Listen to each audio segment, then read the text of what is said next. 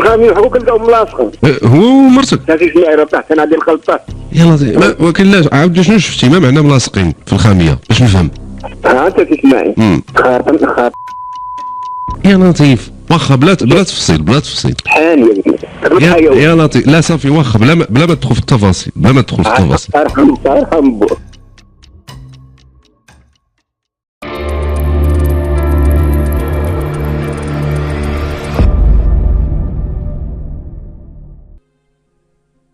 محمد من القنيطرة اللي معنا على الخط. السلام عليكم. السلام ورحمة الله. كيفاش تسمعيني؟ بخير؟ بخير الله يبارك فيك. الحمد لله. كيفاش اخويا؟ الحمد لله بارك الله فيك. شوية كانت صنت لك زيارة مسبق من هذه الشهر. بارك الله فيك، مرحبا بك معنا. والله تسمعيني تجيك من ديك ايام شوية راه ما عجبتنيش مرة ايام والسنت رواح ولا شنو ولا ما عجبتنيش كاع. والله يشافي الله يشافي الجميع. كي داير شوية بخير؟ الله يشافيك وديك تسمعي. الله امين اللهم امين. كي داير لاباس؟ الحمد لله. تسمعين خويا الله يبارك فيك. الحمد لله. مرحبا خذ راحتك تفضل نسمع عليك السي محمد. يا خويا تسمعين عندي واحد المشكلة صاحبي واعر والله العظيم بالله. ياكشي باس ما كاين. لا ولا قوة الا بالله. ولا ما تبكيش يا سي محمد، ما تبكيش. صحيح قهروني ولا قهروني بالله. في داري الشومة كاع. لا الشومة تسمعي. شي باس ما كاين. انا نعاودك المشكل من الاول. خذ راحتك. انا كنت درت واحد العمليه على العروق ديال القلب، فرحوهم ليا سكنت بوشاو وكنت غادي مزيان. دابا طلبوني واحد العمليه، ملي عاود دابا ساليت لي الكونترول قال لي ولي خصك دير واحد العمليه كبيره، قالوا لي 12 مليون، قلت لهم انا ما عنديش. قلت انت شويه بلات شويه ونشوف القلب اللي تجي جمعيه ولا شي حاجه ونديرها. هي هذيك انت عارف دابا اسمح لي الناس ديالي قل ما بقاش هو هذاك معاها. هذه الزوجه ديالك كدوي على الزوجه ديالك. انا كنقول لك الواقع اللي كاين. فهمتك. بحكم الصحه ديالك. اسمعين. هي هذيك ولا كتخرج كتغيب بزاف صافي. انا مع ملي وقع لك المشكل ما بقيتش نقلب عليها صافي. ديك ربما المراه ما بقاش عاجبها داك الشيء والله. المهم صافي ما نويتش شي حاجه صراحه. هي هذه. هو شحال قول لي يا سي محمد، شحال انت مزوج هو دابا 38 سنه. تسمعي راه 38 سنه. اولاد 5. 5 الاولاد. 5 الاولاد. وهاد الواقعه ديال العمليه اللي وقعت لك امتى؟ يلاه في شهر 1 2025. غير هاد العام؟ هذه هي الجديده. يلاه عندها شي 4 شهور قول دابا 4 شهور هكا. دابا المشكل اللي وقع لي السيد تعرفت على شي واحد اللي كانت تخرج وعندي انا واحد الطفله هجاله.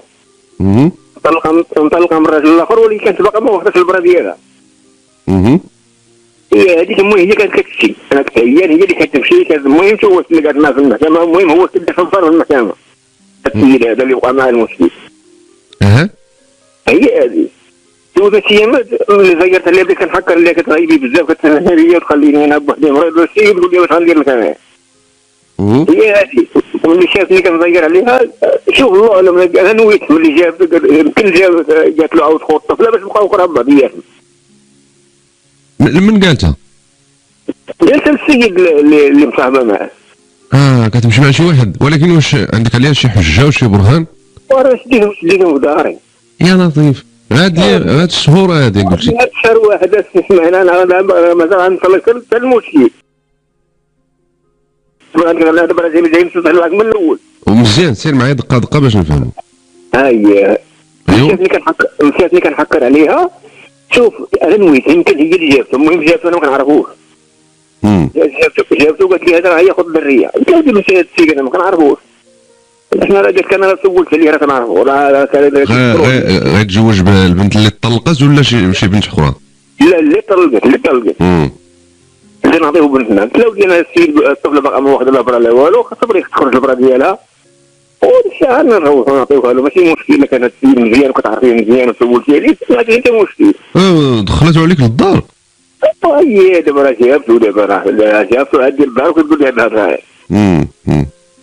قلت له الشريف كان نديرو في البرا. قال لي البرا انا مكلف بها. فوقا ما خرج من المحكمه ولد حيت كي درت الصال قال لي انا مكلف بكل شيء. قلت له ما نديرش العقد. قال لي العقد وبنتك حاضره حتى هي؟ هي راه بنتي راه هي امها راه مطروحه لي مساقه هي امها الله اعلم. والبنت راه حاضره راه جالسه. انا ما عجبنيش الحاله اسمعي. ما عجبش الحال من ناحيتاش؟ من ناحيه البرا ما تيديهاش. والعقد ما يديرش. هو ما عجبنيش المنظر. هو قال لك ما غاديش لا العقد؟ لا كان واحد المود غادي يديروا دابا راه حاليا ما داروش دابا. المهم انت هذاك الشيء جاك في شكل ما ارتحيتيش؟ ما بغيتش نروحها بلا عقد. قالت لي انت ما بغيتيش تتزوج باش تجلس تخدم عليه. وانا الحمد لله عندي لانتريت ديالي علاش تخدم عليا. انا راه عيشتها كبرتها وانا اللي جوزتها. انت باغي لها غير مصلحه ومرتك هي فهمتها بفهمه اخرى. بالمقلوب يرحم بواك. هي هذيك. ومشيت هاد العائله بدات تغبن عليهم. ما بغاتش تزوج بنتي ما بغات كذا. قال لي با لا وليدي خليها بغات تزوج بنتها خليها. قلت لا اله الا الله ما كاين مشكل سيري. مشات واحد المده والبنت بغات هي ما بغات البنت. اسمع خويا راه باغيه بحال هاد راه مداقه الخطه ديالها مدروسه. اذا فاش شفتي انت حتى حد ما جا من جهتك ووقع عليك ضغط قلتي لها صافي ديروا اللي عجبكم. ديروا لي ارحم بواك. فهمتك قلت لهم كان شي مشكل راه ما تديش التقليد ديالها. ثم انت لا دير التقليد ديالها. قلت لي صافي خرج من هذا السوق هذا. صافي بقات 5 ايام من رمضان ديال العام اللي فات. روحها قال لك انا حتى ما بقاش نطلب حريره ونطلب كذا نديها. قلنا له دابا ملي تفقتوا صافي سير ديها ماشي مشكل. دوزت البنت 3 شهور بدات توحل. هذيك البنت دابا اللي خدا عندها واحد المشكل الا قلقتيها ولا شي حاجه كطيح كتعصب. بنتك هنا كتوحم وراحت بلا عقد بلا والو. بلا عقد لا والو. مشات ليه واللي حملت بدات توحم. هو دابا كيصاوني عليها حنا العائله كتصاوني عليها. باش يقول له هو اسمعي. يقول لك باقا كيصاوني عليك الراجل الاول. بدا كيتهمها. ولا كطيح ولا هو مو يقول لها الفرصه باش امها تعدها. هذيك ابوها براسك هو كيديروا لها. هي هذيك يعيط لها يقول لك عليها هي طاحت. لمها باش يعيط لي انا تعيط لها هي. انا ما عمرو عيط لي كاع. كتجي عندي كتقول لي راه غنمشي راه الطفله راه مرضى ثانيه طاحت. نقول انا غنمشي انا. تقول لي تعال وانت ما تعرفلوش انا اللي نعرف له. والله العظيم ما تسمع كتقول لي بحال ما اش قالت لك انت ما تعرفش؟ انت ما تعرفلوش انا نعرف له. لمن؟ لا على نسيبه. ماشي ما نقولش نسيبه نقولوا صاحبه ليش ماشي نسيبه. وهي هذيك كتمشي ما كايناش تسمعي. سمعتك كتمشي كدوز شحال كتقعد 15 يوم 10 ايام كل مشيه. شويه البنت دخل شهرها. عيط لها قال لها الطفله راه كيزاور الوجه. قالت له جيبها. جابها العدي مع العاصره تسمعي. هادشي في رمضان قلتي؟ لا دابا ملي ولدت راه تولد الرواح اللي راه في رمضان. مورا رمضان. اما الولاد راه في شهر واحد ديال 2025. اذا في رمضان ديال 2004. اذا باش قربت تولد السي محمد بنتك جات عندك؟ جات عندي يرحم بوها. جابها جلسوا هي هذيك قالت لي ولكن واخا اسمح لي نقول لك وحده. اسمعي. هاد نسيبك هذا اللي عطيتيه البنت بلا عقد. يعني تعرف عائلته امه با خوتو؟ ما كنعرفوش انا مره. يعني ما عارف حتى شي حاجه عليه. ما عارف حتى حاجه عليه. اللي جابته كامل مع الطفل عاد شي عندنا في حياتي مره واحده. يعني شنو خدمته؟ شنو السيرفيس ديالو في الحياه؟ شنو؟ كيجي سمسار في المحكمه. سمسار في المحكمه؟ في المحكمه. زوين. هذه خدمه زوينه هذه كنسمعوا بها دابا ديال السمسار في المحكمه. كايناش هذه؟ السمسار هو كل شيء. السمسار مع الرؤاسه مع الوكيل العام مع الكاتب الضبط كل شيء ديالو. قول خلواد ماشي خلواد. خلواد يرحم بواك خلواد. لان المحكمه المهن ديالها باينين. كاين القاضي كاين النائب كاين المحامي كاين كاتب الضبط كاين كذا. هادو مهنه. ماده السمسار يدبر لهم في المهد الهمزات الهمزات. هو دابا خدمته كيخلوط في المحاكم، كيخربط ما بين المحامين والقضاة وداك التخربط. المهم الخرواب كما قلتي وصافي. حيت ما خدمه ما والو هادشي. واخا معليش، وانت قلتي ما كتعرفش عائلته باه خوتو. تاخذ الطفله عاد تعرفنا. ومشيت عندهم ملي خداها مشيت عندهم مره واحده. هي ملي جابها في الولاده مع العصر قلت لك دخلنا البيت ديال في البيت اللي قاعدين فيه ديال الضياف ما كندخلوش. انا ما عندنا علاقه بيه ولا كانوا الضياف. واخا نزيد نكملوا. جاب لك البنت باش تحمل، باش قربت تولد قلتي تداور الوجع. ايوه من خرجت برا بقى هو والمراه في البيت. هادشي عندك في الدار؟ عندي في الدار، عندي في المغرب. كي انا كنتوضا في اسماعيل دعيني الله. كي كنتوضا قلت انا قبل المغرب فاتني الاذان فات ما عرفتش الجامع شويه بعيد من واحد تقريبا نقول على واحد 800 متر ولا 600 متر. قلت انا ما غادي معاهم شي راه انا نصلي هنايا. دخلت هذاك البيت اللي فيهم انا ما عارفوش واش اللي فيه توضا ما صاحبونا خرجوا. بنتك في بلادي، بنتك خرجت؟ بنتي راه خرجت كتمشي وتجي في الشاور مرات داوره الوجع كتحرك هي. وعندك الصالون قلتي ديال الدار؟ هما في البيت ديال الضياف اللي منه الخلا منه الزنقه. البيت ديال الضياف منه للزنقه؟ منه الزنقه يرحم بوه. هي اللي كتسمعين توضايت. ديك انا دابا غنمشي للجامع راه نصلي غير هنايا. قلتي غتصلي في ذاك البيت. وانا غندخل لكم كل بيت صلي لكم ما دخلتش عندهم. كل بيت صلي اللي كنصلي عليها ما كندخل عندهم كاع. سبحان الله سبحان الله. واش اسمع داير الله والله ما كنقدر نفكر هادشي بالله داير الله اسمع ليا. انا مشيت البلاصه اللي فيها هما البيت عندها الخاميه. المشكل الخاميه وحكوا كنلقاهم ملاصقين هو ومرتك. وهي تسمعي واش نقول واش انا هذا تجيبوها زاد راه طاحت تسمعي راه طاحت انا عندي الخلطه. يا لطيف. ولكن لا عاود شنو شفتي؟ ما معنى ملاصقين في الخاميه باش نفهم؟ انت تسمعي خاطر السراول حتى لحد الركوه. يا لطيف. واخا بلا تفصيل. وشادها حانيه يا لطيف. لا صافي واخا بلا ما تدخل في التفاصيل. ارحم بو تجيبوه كنت كنترعد بقيت نقول انا ماشي في داري ولا انا نسمح يوصلوا لي ولا ماشي في داري ولا نطيح كنغيب. مريض سيدي عندك القلب. عندي القلب ما تحملش انا تعصب ما بقاش واعي كاع مره. داروهم ولاد الحرام هزوني وحولوا لي البيت اخر. انت كيشتيهم تحتيك؟ صافي لا هدات كون هذيك هذاك ضرب السنه دخل لا غفله. واش ضربتي شي حد فيهم؟ ما ادري واش نضرب. والوقيته اللي بغيت نضرب انا مشيت فيها طحت. ولكن غوتي قلتي شي حاجه؟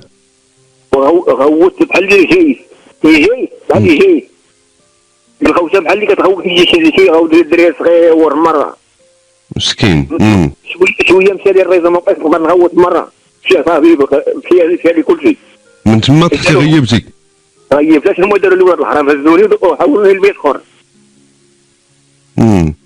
هي هذيك هو خرج راه مشى عيط لصاحبو جا هزو الطوموبيل. هي خرجت الجيران صافي بحال ما كاين حتى حاجه. بنتك باقا قلتي بنتك؟ وبنتي ما قلتهاش لحد الان تسمعي حتى ملي دعيتهم بنتي بغيت نقول لها حيت بنتي اللي غتطرد راه كون طرد اللي قلت لها. غير بشويه عليك السي محمد.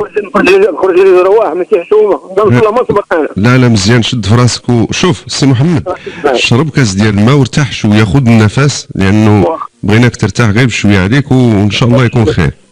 الله يسلمك تسمعي. الله يقويك سيدي. مرحبا. الساعة 10 مازال جزء ثاني مع السي محمد القنيطرة. نتمنوا له الشفاء ان شاء الله. كيحكي لنا هذه المشاكل هذه يعني العجيبه اللي كتوقع. ايوا هذا قال لك سمسار في المحكمه مجوج دليل البنت بلا واجبات ولا عقد حامله جات راه غيكتشف بانه هو ايضا هذا النسيب المفترض في علاقه مع زوجته.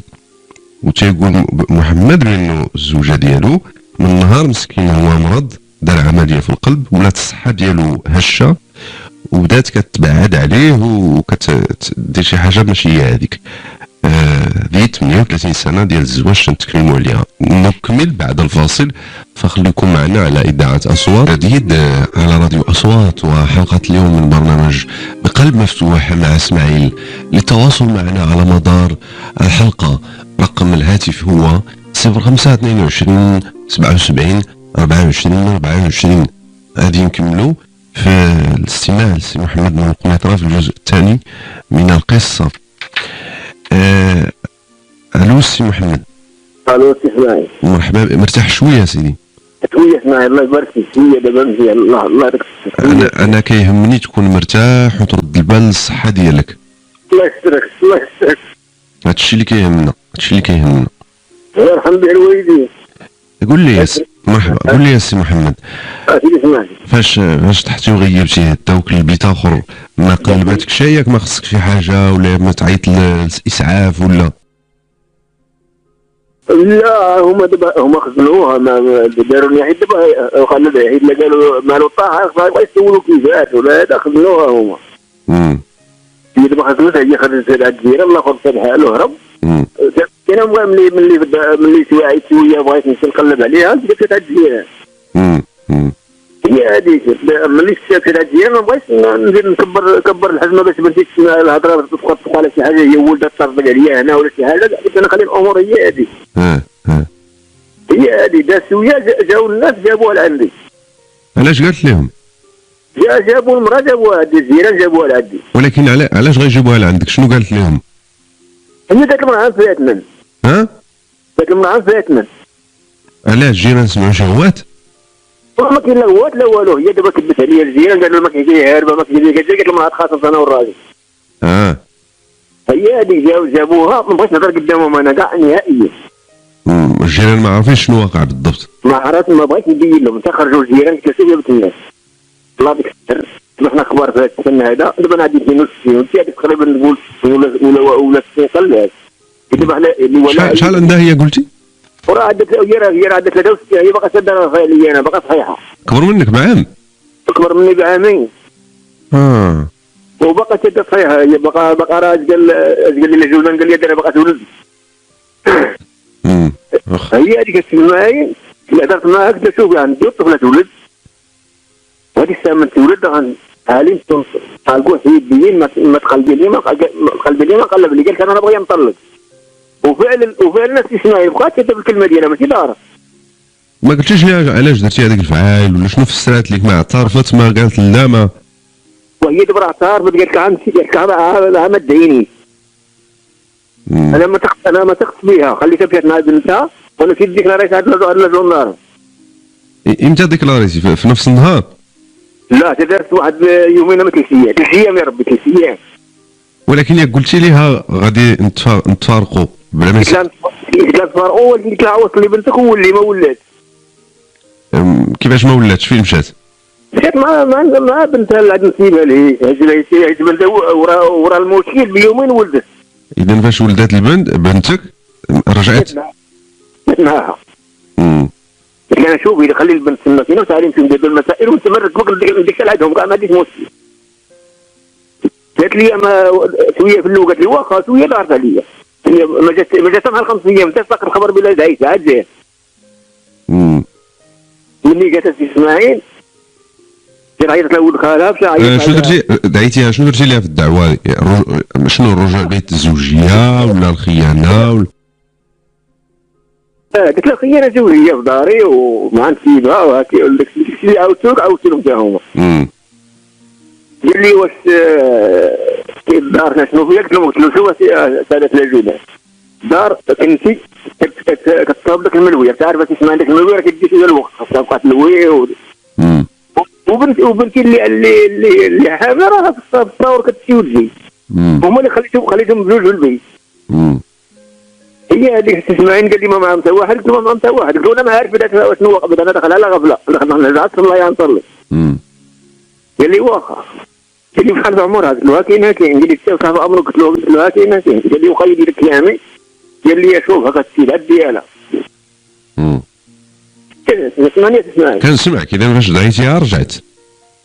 ملي تزيرتها بالدعوه جابت لي ولد خالها قدام القراويه، جاب لي الاعضاء بداو كيعاوروا بيا تما كبرتو فاهموا ولا شي حاجه. دابا كتقول تلبيسها هي ساكته ما كتقول والو، هي راه فاهمه في الكلمه ديالها. داك المره صافي انا باغي نطلق. فاش رجعت جابت الناس باش تنازل؟ باش تنازل. شكون جابت معها المعارف؟ المعارف، وحتى هي راه تنازلت الطلاق. راه سنات الطلاق تسمعي.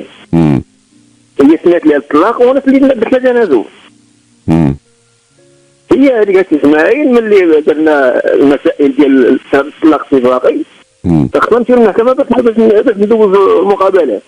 مشيت عطيت داك الطلاق الاتفاقي، عطيت المحاميه قالت لي انا نسجل الدعوه، عطيتها شي بركه تسجل الدعوه، قالت لي نهار اللي تدخل المقابله انا عيط عليك. ملي عيطت هي المحاميه ديالي انا قالت لي الا كانت حداك المقدم قولها له كيقولها لها. جيت نهار المقدم قلت لي لقيت قهوه، قلت له الله يخليك سير هاد المراه، قلنا غدا عندنا مقابله مع العصره. هو داك السيد جا هضر سبقني انا، هضر مع الوكيل وهضر مع دوك الكتاب بالضبط، قال ما تخرجوش السيدات كاع، ما خرجوش لا السيدات لا والو، قابلوها بالهم بالوراء. هي ما قابلتنيش في ديك المقابله ديال الطلاق. الاولى والثانيه والثالثه ما قابلتش، انا قابلت جوج ملي شفت ما كطلعش حبست الثالثه باش ما يتسدش الميل. وليت داك الشيء قايل الوكيل. المراه هاد الوقيته فاش كنتي كتدعى انت ويا السي محمد وما كتحضرش، فين انت ساكن وفين ساكنه هي؟ ودابا هي هربت هاد البنت ودات جابت المقدم ودات الحوايج كامل، خلات الدار خاويه، اللي جابك الله كلشي داز عندي ونسول الدار فوق هذا خليت حاجه مره دات فريق ودات الثلاجه دات في البلاد دات كلشي. مشات عند بنتها؟ الدار ديال بنتها خاويه، هي هنا هي في نفس القريه. لا ولكن فين مشات هي مرتك فاش دات الحوايج؟ هي في القريه معايا هنا في القريه في الدار ديال بنتها. بنتها هذه اللي مزوجه اللي ولدت؟ لا واحده اخرى خدامه بعاد في واحد الفيرما وخلاو الدار خاويه وكنت هاد الناس هي. هي هذيك ما قابلتنيش ملي درت لها الشكايه عند الوكيل كلف القضيه باش يديروا البحث في هذه القضيه هذه. اش من قضيه؟ عاودها لا يعاود البحث. دابا باش نفهم الناس اللي كيسمعوا السي محمد، انت درتي في الاول تنازل على هذيك الخيانه اللي شفتي واتفقت وهي سنه الطلاق، ومن بعد اتفقتوا على انه باش ديروا طلاق اتفاقي، وفاش شفتيها ما التزماتش معاك بالحضور لجلسات الطلاق الاتفاقي عاود رجعتي انت لديك الشكايه الاولى. الشكايه الاولى ديك السيده ما تمش اتفاق بيني وبينها، لعبت بيا. قال لي الوكيل راه نديروا بحث في هذه القضيه. هي هذيك قال عطاني ورقه دوزت الرميه باش يديروا البحث، عيطوا لي انايا عاودت البحث، هي كاين دازت واحد المده وعاودت البحث وجاو طمروا عليه دوك الرؤساء داك الرئيس ديال القراويه كيعرفوه تما دوك ولاد ودخل خدام القراويه طمروا ليه الدوسي. الاخر هذا السمسار حتى هو ما هضر مع دوك الكتاب بالضبط، قالوا ما تخرجوش السيدات وما تستقبلوش. رشدوني ساعتين في المحكمه التجميعيه. عليك انت؟ انا شدوني ساعتين على كنطلب على السيده باش تخرج، بغاو يضربوني وقفلوا لي ساعتين في البيئه. شكون؟ هاد البنت تما كاينه اسمها سميتها عائشه ولا شنو، هي اللي كتكلم كاتبه الضبط. لا زعما هادشي في المحكمه ولا فين؟ في المحكمه ديال القنيطره؟ لا ديال سوق الاربعاء. ديال سوق الاربعاء الغرب. سوق الاربعاء. دابا راه عاودنا البحث دابا الدوسي راه هاد الوكيل هما باقي راكدين عليه، باقي ما داروا معايا حتى حاجه. دابا انا دخلت محامي باقي ما عنديش تشري الدواء ب 21 ريال تسمع عندها يلاه، وانا 34 كتقري 6000 ديال كنبير لها. لا ما حيلتك من الدواء ديالك، ما حيلتك من هاد المشاكل ديال المراه. وشكون خلاك تسمع؟ شكون خلاك؟ انت شوف يا بنت الناس ما تستنيش عادي عادي يقول لي شوف اجا خويا نمشيو نتفارقوا والله عاون. يديك بغرض راسك، انا ما نحرمكش باقا فيك ما يدار ما نحرمكش. وليني باش تكرفي ليا في داري. لا هادشي مرفوض. هو تكتبوا تسمعي دابا الامور عندنا في المحكمه ودابا دعاتني الناس. علاش هي ما بغاتش تمشي معاك كود ودينا الطلاق اتفاقي؟ علاش؟ دابا في المحكمه كاين السيد كما تعرف الناس. لا وفين هي علاش ما بغاتش دير الطلاق اتفاقي؟ علاش؟ هي دوروها ماشي يدورها صاحبها لا نسيبها ودخلها. ودخلها دابا كيعرف الكتاب ديال الضبط تيقولوا الوكيل تيقولوا راه الدار عامره هو يدير هاد السيد هذا. دابا هما تيقولوا الدار عامره. هذا فاش تيخرجوا هما. يقولوا انا واش الدار عامره واش انا كاع حبلت عندي 60 سنه نضرب نكتب على مرتي عندي معها 38 سنه ما تيحسبوها ليا. غادي نكتبي 5 يحسبوها لي كان ولا قرض. وبنتك اللي مجوجه هاد السيد بلا عقد قلتي دارت معاه العقد باقي ولا مازال؟ وهذه كان باقي دابا راه الله اعلم. ما بقيتيش سولتيها؟ ما صافي ملي وقع المشكل ما بقيتش نسولها. واش في خبار هذا الشيء ولا لا؟ وفي خبار دابا راه اخبارها وهي بحال اللي مشاوقه هي وامها كاع ديما شنو المشكل اسيدي اسماعيل؟ راه هاد القضيه ما نسيت ما تفكرتها دابا هذا ولد الحرام اللي قاعد ولا في الشرا ديال كيقول الداري. يعني ما كيطيح الفلوس بالعاني ورثت الدار كلها دوخها هادي انا الدار دوخها لا من كنتي ولا من مرتي ولا كنت باغي. كيطيح الفلوس بالعاني. شنو انا السيد اللي كيطيح الفلوس وكيفاش واش تبلغ ولا شنو؟ هذاك عنده السلوى هو المنافع. هو كيدير من صعود العيال كيدخل الدار عامره يعطيها لا قدام لا كيدير الخوال باش يطيحها باش تخرج وخلها تهزيه تهزها. باش هي تهزيك الفلوس. باش تهزيك الفلوس وفانا لقيتها تسمع لقيتها هذا الفلوس ما تكذب. لقيت الفلوس في البطاط 18000 ريال. دابا مرتك ما كدويش مع بنتها؟ انا كنزرنا ولد العائله كلها جرها لي جر لي ولدي جر لي كلشي جرو. تا ولدك؟ تا ولدي شات مو تا هو دوخو. تا هو دوخو دابا انا قالت لها بوحدي والله. ومريض عندي القلب نخبز راسي كنطيب راسي. ايوا لا اله الا الله تسمعي. كاين الله ونعم بالله ونعم بالله. الحمد لله. شوف انا تسمع انا باغي منها والو باغي منها بعد مني هادشي اللي باغي منها. لا خاص تفارقوا بحبيا وبسميتو وتمشي الله يعاونها وتخلي علاقتك مزيانه مع وليداتك. تسمعي. كيما اتفقنا في الاول اللي خاصمه الناس دابا الا تبعتي راه دوز الحبس وولادك راه خايبه ديالك راه خايبه. تفقوا وخلاتي بحالها وكل قلب الله صلح بلادك وتلموها. وهي دابا ما ادات معايا الواجب اللي انا اديت معايا الواجب هي ما ادات معايا الواجب. دابا هي باغي ولات كتقلب على نسريت ولا كتقلب على الدار وبزاف ولا تقلب هي. نعم واخا خليك معايا السي محمد غادي نكمل معاك ونختموا الموضوع بعد هذا الفاصل القادم. الو السي محمد. تسمعني تسمعك. يا بقيتي بوحدك دابا ما بقيت بوحدي والله تسمعني والله العظيم بالله. ما كايدوش فين ولادك كاملين وبناتك ما شتي يقولوا في هذا الشيء؟ وكل شيء ما بقى قاعد حتى واحد بحالي ما عمري ولدت بحالي هذاك هو بوهم ولا بحالي هو بوهم وقلت يقول هذاك ما يديرش هذا كاع. يعني مكذبينك انت اللي باهم متيقين هو. ارحم بوك هادشي اللي بغيت نقول لك انا. دابا هما ملي زياد دابا ملي عاودت لهم الدعوه عاود الجندارم باش ديال الوكيل تعاودت. مشى هزها وداها المحكمه ديال بالخطيري ودار لها دعوه. كان النفاقه. نعطيها النفاقه. باش يغبيو الخيانه.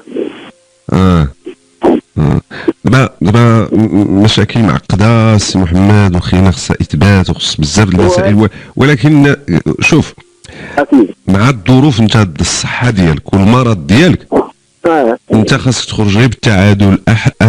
اقل حاجه هو انه تفارق انت وياها. هادشي اللي بغيت تسمعي حيت ما عندكش اي الجهد. لا ارحم بوك ما انا ما قدرتش والله ما قديت انك تقول لي تفرق ما غدعك بعد مني. وما عندكش العوين؟ ما عنديش العوين اللي عندي الله هو اللي عندي. ونعم بالله. الحمد لله اللهم لك الحمد. تصور انا عمري 62 سنه مشيت ركبت لي 10 كيلومتر باش نجيب خبز نطيب راسي ونصبر راسي ما نقدرش نزيد كاع نزيد نقعد. شنو هو؟ ولا حول ولا قوة إلا الله معك السي محمد الله معك. الحمد لله الله معك أخويا الله معك الحمد لله. حضرني ولد الحرام هذا حضرني والله حضرني بالله. هما بداري سير كيساو يديروا اللي بغيت ما نشوفهمش انا بعد. وين المشاكل هذه؟ والله هذه ما تسمعي بالله صافي هما داروا درين بحالي ما كيجيها. كيف درين بحالي واش تصور في دارك وهذا ما لا جبت ما فهمتش انا هذا الشيء انا ما واش فاهمني. تكون هذه القرطاس وضربتهم والله كنضربهم بالله. لا لا الحمد لله ما وقع والو، ما عندك ما تضرب الحمد لله. شوف رد البال لراسك، رد البال لراسك. والحمد لله اسماعيل الحمد لله اللهم لك الحمد. دابا شنو مطلوب السي محمد في نظرك؟ شنو خصو يدار في هذه القضيه؟ خصو يدار سي اسماعيل غتبعدها مني، هادشي كيطلب منا انا. ما كاينش كيفاش نعيط ليها نهضر معاها؟ ما عنديش النمره ديالها، النمره ديالها مبقات عندي انا كاع، الغدا وندبر فيها ونعيط لك كاع ولادنا. الا دبرتي عليها مزيان باش نشوف شنو تحت راسها الا بغات تفارق معاك يعني بشي طريقه اقل خسائر، فهمتي؟ واخا سي اسماعيل راه ما فيا ما يتجرر، انا والله العظيم الا غنسلم معاك كنسلم باش نكمل. الله يحسن العوان، الله يحسن العوان اخويا. غادي كنسلم بالله. الله يحسن العوان، لا اله الا الله. الله يسلمك. دابا نسول النمره ديالها وديك الساعه نعيط لك نصور لكم النمره ديالها. حنا نعيطوا لك، حنا نعيطوا لك يا هذا، نديروا شي مجهود نشوفوا. ان شاء الله. الله يسترك. ورد البال لراسك السي محمد ويكون خير ان شاء الله. الله يرحم بير والدين. الله يجزيك. ما تهز شي في قلبك، راك مريض وتهلا في راسك، تهلا في راسك. الله يا ربي ويعاونك اخويا. الله يا ربي يعاونك. الانسان نعطيك واحد النصيحه السي محمد. الانسان اللي ما دار حتى شي ذنب ما خصو شي يلوم راسو ولا يتقلق، خليك مرتاح لانك ما درتي حتى شي حاجه اللي تغضب الله، ولا راك ياك دار كلشي بخير على خير، كبرتي ولادك ودوزتي 38 عام الزواج بالوفاء وبهذا، خليك مرتاح، خليك مرتاح. ما تجيبهاش في كثره الوساوس الله يرحم بير والدين. الله يجازيك. خليك مرتاح وهز راسك للفوق وسير بهذاك الشيء اللي بغى الله. اللهم لك الحمد. الحمد لله. اللهم لك الحمد. حيت دابا ولينا في واحد الزمان السي محمد، الناس اللي كدير الخيب تيهزوا راسهم للسماء وكيجيهم النعاس وما كيخافوش، والناس اللي ما داروا والو جات فيهم الدقه تيحشموا تيخافوا تيبكيو. ولا خص العكس. بصح على انت شنو درتي؟ هذا هو المشكل. رد البال لراسك ولصحتك وتهلا في راسك ويكون خير ان شاء الله. الله يسترك. الله يا ربي هو يعاونك في حياتك وتهلا لك وتجيك وليداتك والوالدين ديالك والعائله كامله تسمعي.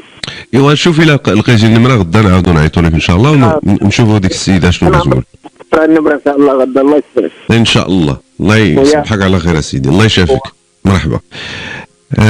مسكين بقى فيا السي محمد، بقى بوحدو 62 عام وما والصحه ديالو مسكين مريض وهاد المشاكل اللي دوز. ماذا يعني هذا الشيء كامل؟ ما صعيب بحال ما هكا. لكن شنو اللي غادي يعطينا شويه ديال التوضيح هو الى توصلنا بالرقم الهاتفي ديال الزوجه الحاليه اللي كيفكر انه ينفصل معها، اذا اتصلنا بها واش عندها شي رغبه في الحوار مع السي محمد وفك هذا النزاع، هذا الخلاف اللي وقع بيناتهم بسبب المرض.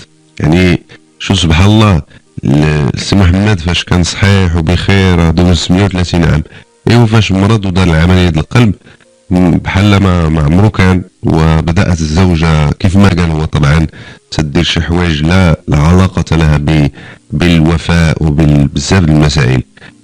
لكن واش يمكن الزوجة محمد تكون عندها شي روايه اخرى او في انتظار انه نتحصلوا على الرقم الهاتفي ديالها غدا؟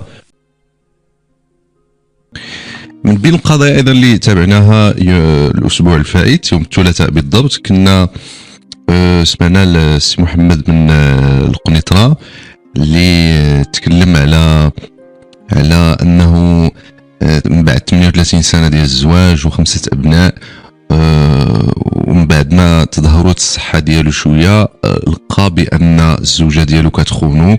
وراكم سمعتوا لديك التفاصيل كامله اللي تبعنا مع السي محمد اللي عاود قال بانه كيحاول يستمر في الحياه ديالو بشكل ايجابي. من المتوقع في الحلقه ديال اليوم انه نتبع معكم حق الرد في هذا الموضوع ديال السي محمد من القنيطره اللي كيف ما قلت من المتوقع يكون من طرف الزوجه الطليقه والابنه ايضا. كنرحبوا بهم وغادي نسمعهم بعد قليل. شويه الثواني باش يكون معنا السي محمد. علاش؟ باش يكون تيسمع الرد باش ما يقولش راه ما سمعتش شنو قالوا. الو السي محمد. الو اسماعيل. سلام سيدي، كي داير؟ بخير اخويا الله يبارك فيك. علاش التليفون عندك ما خدامش مزيان؟ لا اسمح لي تسمعي كديروا في الشارج ملي كيعمر عند هذا البروغرام اللي كيعمر كيطفى خلي بك يطفي ولا نتعالوا في البلاصه. خوالك من الضوء. لا دابا مزيان، دابا الامور مزيانه. كي داير شويه بخير؟ الحمد لله سمعي خويا الله يبارك فيك. الحمد لله الصحه ديالك مزيانه؟ والحمد لله سمعي خويا اللهم ولك الحمد لله. حيت انا هاد الحاجه اللي كتهمني كل ما هضرت معاك وفي هاد المشاكل كامله تنقول لك الصحه، رد البال الصحه ديالك، لانه انت درتي عمليه على القلب وهذا خصك الله يسترك تسمعي الله يسترك الله يسترك. ايوا شكون خلاك تسمعي؟ شكون خلاك؟ شي باس ما كاين، شي باس ما كاين. دابا دعاتني الله فاقا كاع بغات بغاو الخيانه. انا داعي السوق الاربعه وهي حاول سدها ودار لها دعوه بالوصاير على النفقه باش يغيبوا الخيانه. انت درتي الخيانه؟ انا لا هو اللي انا دائما الخيانه، هو ملي داعي ثمن على الخيانه حتى هو داها ودار لها دعوه بلا راه خارجه ما كاين حتى حاجه، دار لها دعوه بالوصاير بس خلينا نعطيها على النفقه. شكون هو اللي داها؟ اللي وقع مع المشكل. نسيبك. واخا خليك معايا السي محمد، حيت سمعنا ليك وفهمنا هادشي كامل. نعطيو دابا واحد نعطيو الحق للزوجه ديالك والبنتك حتى هما راه بغاو يوضحوا شي حوايج. واخا هضرتي معاهم؟ واخا خليك ها هما معايا في الخط، خليك باش تسمع. اذا نستمعوا الان. هذا محمد دابا ضمناه هو معنا في الخط باش نكملوا دابا ونعطيو الحق للسيده خديجه الزوجه والابنه الاخت حفصه. نبدا مع الابنه ديال محمد حفصه. السلام عليكم اختي. وعليكم السلام اخويا. اهلا وسهلا. لاباس؟ لاباس خويا ربي يخليك. كلشي بخير؟ الحمد لله خويا اسماعيل الله يكبر. صحيحه كلشي مزيان؟ لاباس اخويا ربي يخليك. كي درتي شويه مع هاد المشاكل ديال الوالد ديالك؟ واخويا هاد المشاكل هذا ما خلاتناش فين على وجهنا ولا فين نخرجوا ولا فين، وكون كانت صحيحه المشاكل كلشي الاصل ديالها كذوب. كلشي كذوب. كلشي كذوب. انايا ما عندي حتى من وحده، هذا كبا وهذه امي. انا ما عمري ما كنت كنتوقع راسي انطيح في هاد الموقع هذا وانبقى نقول انايا نفاصل ما بيناتهم هما بجوج. واش تقاسيتي انت؟ حيت واش انت اللي تزوجتي يا حفصه؟ لا انا الكبيره، اختي اللي تابعني. اختك اللي تابعك هي اللي طلقات وتزوجت؟ اذا انت مقيوسه بهذا الشيء.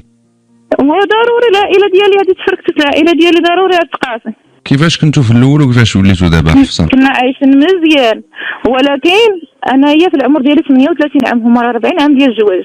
38 عام ديال الزواج. انا في العمر ديالي 38 هما عندهم 40 عام ديال الزواج. اذا انت الكبيره. انا الكبيره. انا ملي وعيت على راسي هو الوالد ديالي مريض بهذا الشيء ديال السكان، موسوس.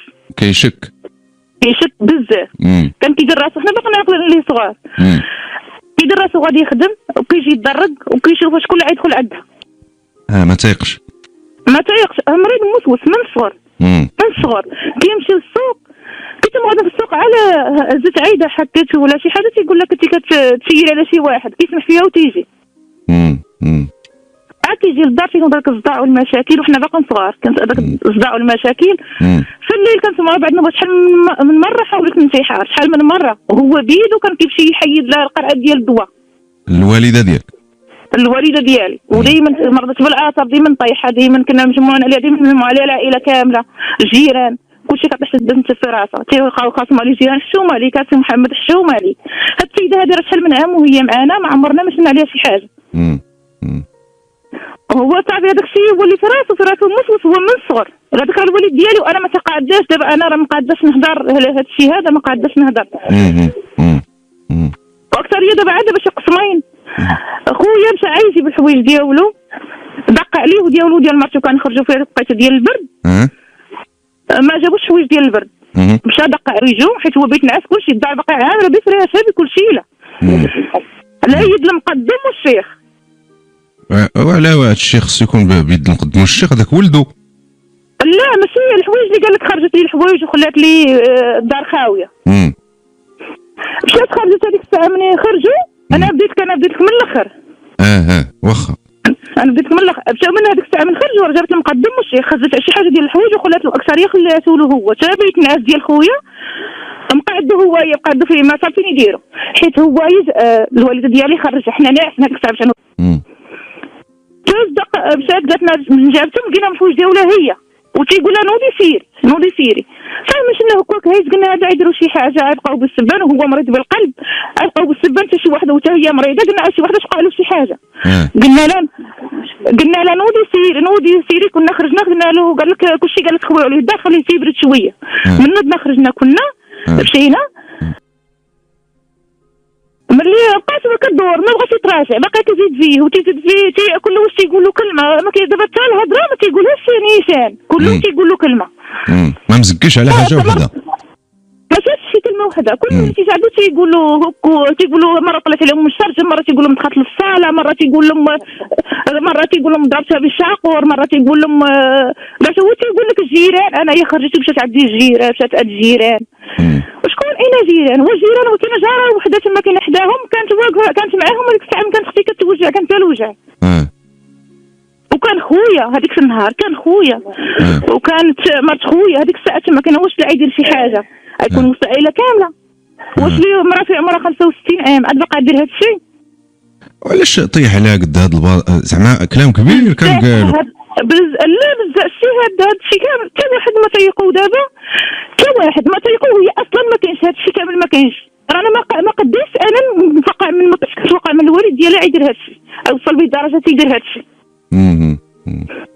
ما كنتش كنتوقع من الوالده ديالو قالوا انت بقيتي في الدار شاد الدار بحانوتك بخلصتك بمعانتك وشاد الدار والوالده ديالي نخليها كدور مشات بيتو كوزينه وجاب الوالده قعدها معاه قال لك تيتراجع زعما كاينه وهي قاعده تنقولوا له ما تدعيش ما ديرش نقولوا لها ما تدعيه ما ديري حتى حاجه خليه مرضانا ما يتراجع راجع ولا شي حاجه وانت كنقول لها تير عافاك تير قلب الكبير عندك فيك وخا هي تتحلش تقول لك انا نحط لي هذا الباطر انا ما باقاش نولي عد يعني عيات ما تصبر شحال من حاجه حتى لهذا بزاف ما عمرها مشات معاه نهار الزين وتملها دابا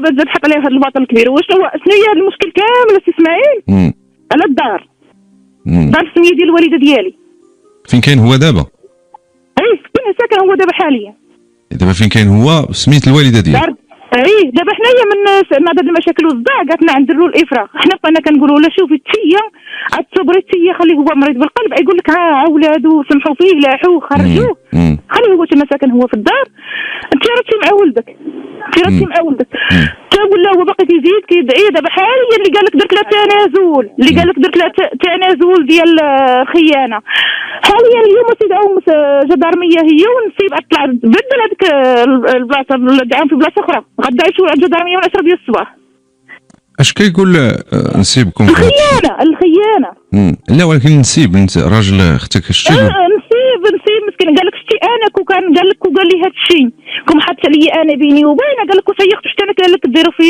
عين كبيره قال لك كنت كنتوقع منه يدير هذا الشيء واختك مرتوش تقول اختي واش اختي ما عندها ما قالت انا ما كنتش كنتوقع من الوالد ديالي يدير لي هذه الحاله ويدير لي هذا الشيء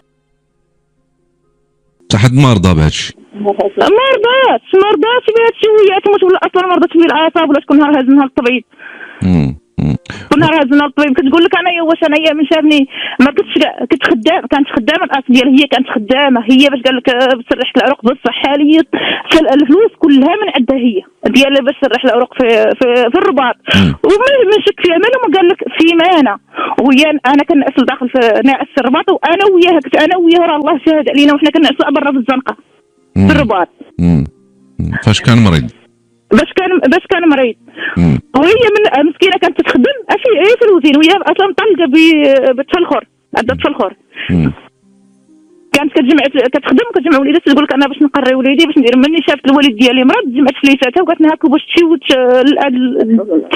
ترحلوا العروق ملي لحقنا عندنا ديك السيمانه ملي يخرج عيطوا لنا قالوا لنا شوفوا راه نتوما خاصكم تخلصوا 6 مليون وحنا ما عندناش هذيك عندنا 150,000 ريال قالنا ما عندناش باش نخلصوا ديك الفلوس كامله 6 مليون من دخلت الوالده ديالي عندهم ما دخلتش عاد بوحدها وتم جايه بغات تحلي بالشانطي سخفت وقعدت تقول لي عتقيني رانا قالوا لي 6 مليون منين نجيبها وليت دخلت انا وياها بقينا كنعاورطوا وتنبكيو قالت له شوف قالت له هذاك اللي مو الصندوق قالت له شتي انا عندي فين ندير الميناج وهو خلي عندكم حتى نكمل هذاك 6 مليون وخرجني انا عندي فين نسيق ندير اللي بغيته مسكينه وملي مشيت انايا عند هذاك الطبيب اللي فسرح له العروق هو حبيت له رجليه ويديه، تنقول له اخويا رحنا ما عندناش 6 مليون نجيبوها. قال لي عطيني شيك ضمانه. قلت له ما عندنا لا شيك، ما عندنا حتى حاجه، باش انا عندي لك شيك ديما ضمانه.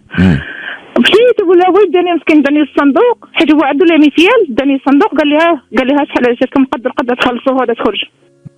هذيك الساعه خرجناه وسيمانه قسما بالله اخويا اسماعيل، سيمانه وحنا كنعسوا في الزنقه، ما كاينش اللي كيمد لك الطرف ديال الخبز. ديال الخبز سيمانه وحنا في الزنقه تنعسوا قدام الطبيب ديال السويسي في الرباط. انت والوالده ديالك؟ انا والوالده ديالي وكان البرد. كان مرضت بالروماتيز وما بانتلوش حتى حاجه، ما دار بوجه حتى شي حاجه من هذا الشيء، ما بانتلوش حتى حاجه، ولات كتخنق فيها، ولات فيها الضيقه، ولات كتخنق. ما بانتش انا نقول انا هذاك الواجب ديالي، ولكن هي الكرعه هي شويه برد حتى شويه شويه مرضوا اخويا اسماعيل. ودابا زاد ليها باش قال لها شوفي قال لها شتي هو هي انا نقول لك اسمع هذا الشيء كامل، المشكل على الدار. خارج قال له انا ندير خارج المشكل على الدار. قال له شوفي كان هي قاعد معاها ومن مصاب كيدير باش يرد الدار. ليه سميتو دار هذا الشيء كامل كيمشي يجيب لها الشاري. اش كيدير؟ كيجيب الدار، كيجيب لها الشاري، كيقلب في بلاصه اخرى باش يشري وكيجيب الشاري للدار. ولكن ما يمكنش ليه يبيع الا كان ما قالوا له خاص الوالد خاص الزوجه ديالك هي اللي التنازل. هو ما كانش هادشي كامل، كنديروا خزنه منها. فهمتك. واش هي الخبار احنا مشى نرد هذيك الدار سميتو كاتب عمومي. من قالوا له راه ما دايزاش خوتي جاو كيخملوا الدار، هما لقاو هذاك الورق ديال كاتب عمومي. اذا اللعب كله داير على الدار. واخا مشاو من لقاو قلت له خوتي شوف عطناوض الصداع هذاك الدار هذاك الورق ما تغدروهم، ما توريهمش الوالده ديالي وما تقولوها لاش. خليو هذوك الورق مخزونا، خليهم عايشين هكاك. عرفنا ربي شكون السابق، عرفنا شكون السابق، خليهم عايشين هكاك. حنا ما تتحملش نوصلوا نواصلوا هذه المشاكل كامله. كون على الدار كون بلا ما حد دار لها هذا الباطل، كون قال الدار كانت تردها له بسميتها، ما هيش الدار اكثر معاش. واخا اختي حفصه، واش الوالده ديالك كاينه حداك ولا كاينه في التليفون اخر؟ كاينه حدايا، ها هي ندوزها. هي واخا دوزيها باش حتى هي تخفف شويه على قلبها باش تدوي. هي ولات كتبدا بحال هيستيريه ولات. لا خصها تدوي شويه باش تخوي قلبها. معليش. ها يا خويا اسمعي دوزيها لي. السلام عليكم. السلام لا خديجه، كي درتي شويه لاباس؟ لاباس وليدي كي داير؟ بخير. صحتك شويه؟ صحتك مزيان الحمد لله. وليدي شكون خلاك يا وليدي؟ ايوا ما ديريش في بالك شكون خلاك؟ ما ديريش في بالك. واش انا يهوديه حاشا وليدي؟ واش انا يا وبنتي نديروا على راجل واحد؟ قول لي بعد هذه دخلت العقل. واش راجل بنتي يلا فاتحه عب سيمانه وبنتي لحق شهرها جابها عدي ومشى بحاله. ملي شدها الوجع عيطت له مع المغرب. شدها الوجع مشيت عدو بيدي عاد بواها قلت له عيطنا على مول طوموبيل.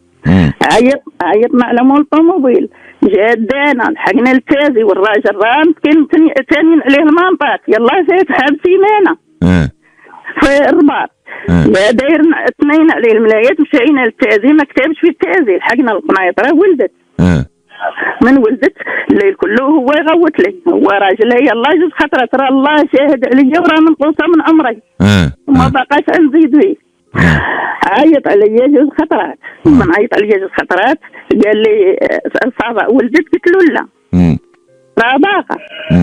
ولا ثاني بواها كنا يبغى مضرة ولدت لحق الفجر قلت له راه ولدت. مشى عاد الراجل فيقو قال له شوف راه مرتك راه ولدت. عيط عليا راجلها قال لي بصح ولدت قلت له ايه؟ قال لي مزيان ومبروك هانيه. فجر الحال قال له انا نمشي باش ندخلها الفطور. قال له والله ما تمشي تفطر معايا تمشي. نوض كنتي دارت الفطور قال له ديري لهم الفطور يديه لهم سخون من هنا. دارت الفطور هو وفطر معاه ولحقنا وهز معاه الصاك هزوا معاه ولحقوا حتى الماء عليه تقل لحقوا معاه الشانطي. هذاك ركب مشى وهذاك جا للدار. لحقنا الغدا قالت لي رانا غادا ندوز الحوايجي. راه عيط على الطوموبيل راه ندوز الحوايجي غادا نهزهم. خلات حوايجها في الدار عندي. هي هي هذيك من قلاتهم الغدا دزنا لقيناه شاري كلشي شاري شاري كلشي. هذاك الشيء ديال النفاس من حبسنا بالطوموبيل طلع حب الطفايل كاسي الطفايل حبهم بيض لبنته حب سلم على بنته حمدها في السلامه انا مريضه ديت كنتي معايا الحقنا صح سلام ما كاين حتى حاجه بالضحك باللعب ايوا سالينا نهار اللي بغيت نجي ملي لقيتو هذا الساقور في الباب ما تدخليش لامك عدي. علاش وما دغيا تقلب؟ ما تدخليش عدي دغيا تقلب راه الله شاهد عليا وراه منقوصه من عمري وعيد عيني الله ولا ندعيه الله خليت له حملي لو حملي حيت حنا منا البلاد ملاو حملي من قلت لهم انايا ينوض باك مراه حوايجو خرجهم برا نصحابو اي خرج خرجهم برا وعباد الله يدوزو يضحكوا علينا مشاو قلبوهم قالت لي هاي وهذوك راهم حوايجك حسينا بالطوموبيل واقفه هزيت بنيتي ديتها لعند بنتي في الرمل ملت نفاسه والطفله رزقت عينيها النافسه رزقت عينيها ما ردتهم وهذا اللي تيقول لك كل شيء على الدار. هذا 40 عام اللي دوزتي معها لا خديجه فايت وصلتي معها هذا المواصل ولا حتى لهاد التواخر عاد وقصح هذا الشيء ولا توصلوا؟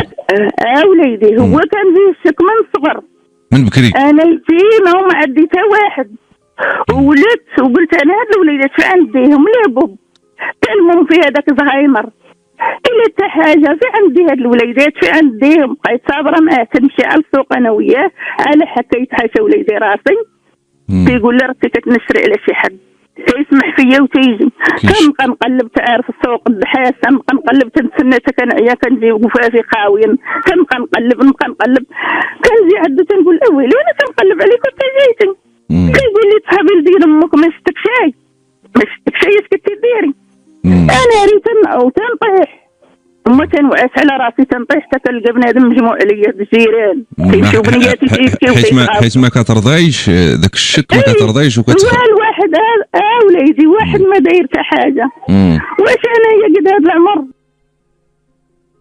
65 عام واش هذه تدخل العقل وخليت له الله ياخذ به الحق ولا يخلي لي الله والله ياخذ بيا الحق الا قدرت يقدرني ربي وهو حط عليا انا خليت له على الله حطيته في يد الله حطيته في يد الله لا اله الا الله واش هذيك تجيب لي الشاري فوق راسي كيقول له الشاري كيقول له هذه راه خاص المراه ولكن هو علاش بغى في سميتو من كيجي الشاري كيقول له دير المراه كيقول لي ها انا حالف لامك من ما كنبغيش انا حالف لامك الا ما درتها لكش بينات رجليك وخليت عباد الله كضحك عليك ولحقتك للمحكمه راه هو يهودي ما يسلمش يعني داير هادشي بحال الانتقام غير كينتقم دار لي هادشي كلشي على الدار وفي السبيطار وكنت نضل ملوحه انا وبنيتي في الرباط 12 يوم ونهار 13 يوم عاد خرجته وانا وبنيتي في الرباط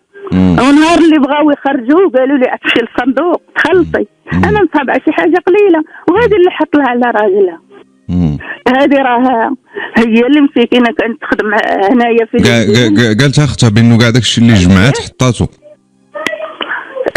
حطاتو مشيت ديتو دوزت لهم اللي قالوا لنا نيش انا الرباط يسرحوا له العروق دزت عندها حسبت لي الفلوس عطاتها لي مشيت نهار اللي بغيت نخرج من قال لي من اللي مشيت للصندوق قالوا لي تخلصي 6 مليون قلت له انا ما عندي هذه 6 مليون انا هنا قاعده انا ما نسمحش فيه خليه هو تم وانا ندير الميناج نكمل هذه شحال جيتي 5 سنين 7 سنين نقعد هنا وعاش الملك بحالك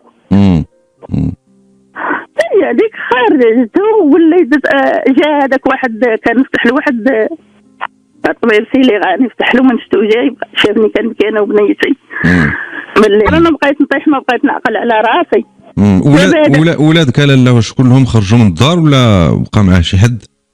ولادي وبناتي كلهم وبنتي هذه ما قلتي الا الخير. هاد الناس السيده وبنتها راكم سمعتوهم. وهنا بغيت نرجع عند السي محمد باش نشوفوا شنو هو، يعني عندي بزاف التساؤلات. سي محمد، الو سي محمد. الو كنسمعك. كتسمعني السي محمد؟ كنسمعك. هاد السيده اللي هي الزوجه ديالك وبنتك فاش كذبوا في هذا الشيء اللي قالوا دابا؟ اسمعي. ولا قلت انا في كلمه كذب عليك، تقول كذب عليا. نعم. هاد السيده هذه في النهار باش تلاقيت معاها ما عمري انا هزرتها ولا قلت لها شي حاجه ولا تلويت فيها ولا راه 38 عام. ما كاينش هاد الهضره ديال الدار ولا ديال شي تخربيق، ما كاين والو. عندنا بنتي تحولت سكنت في الرمل، راه عارفاها هي. بنتي قالت لها هنا كاين غواز بيعوا الدار غير تسكنوا هنا. هادشي اللي كاين، ما كاين انا ما اخباريش كاع هاد الامر ديال الدار ولا شي حاجه. ولكن شوف السي محمد دابا باش غتفسر للناس اللي كيسمعوا واحد السيده نسولك وكمل. السيده اللي الدار في سميتها وخلاتها ومشات، بنات تيخدموا باش يعطيوك باش دير العمليه وتيسمعوا. انا نعطيك المقدمه يقدر ما نيشان. لا ما كندويش مع السلطه، خليه بعيد. لا باش تقول خرج، انا ما خرجت حتى واحد. انا ما خرجت حتى واحد، هي اللي جات كسر الدار تقول الدار باقا فيها الحويجه، دابا نصورها لك ونصيفطها لك على الضغط. بلاتي اسمح لي، غنرجعوا للساس ديال المشكل اللي فجرتي السيمانه اللي فاتت. المشكل انت تسمعي. علاش اتهمتيها بالخيانه؟ 40 عام الزواج. تسمعي. انا راه ما غنموت مع حتى واحد. غنموت بوحدي. واش انا هاد السيده دوزت معايا 38 سنه غنكذب عليها؟ وانا شدك شي الامر بعيني وغنكذب، نجيهم هي عندي 5 نسات. ولكن نقول لك واحد القضيه السي محمد. اذا تسمعي ورد معايا البال مزيان. واخا. شوف الانسان بعض المرات كتعرف الشيطان اعوذ بالله من الشيطان الرجيم، كاين واحد الحاجه في الاعصاب ديال الانسان. الاعصاب كتعرف الاعصاب، الانسان الا كان ديما موسوس وديما فيه الشك كيولي. وغير خليني نقول لك وكمل ديك الساعه النظريه ديالي اش بان لك فيها.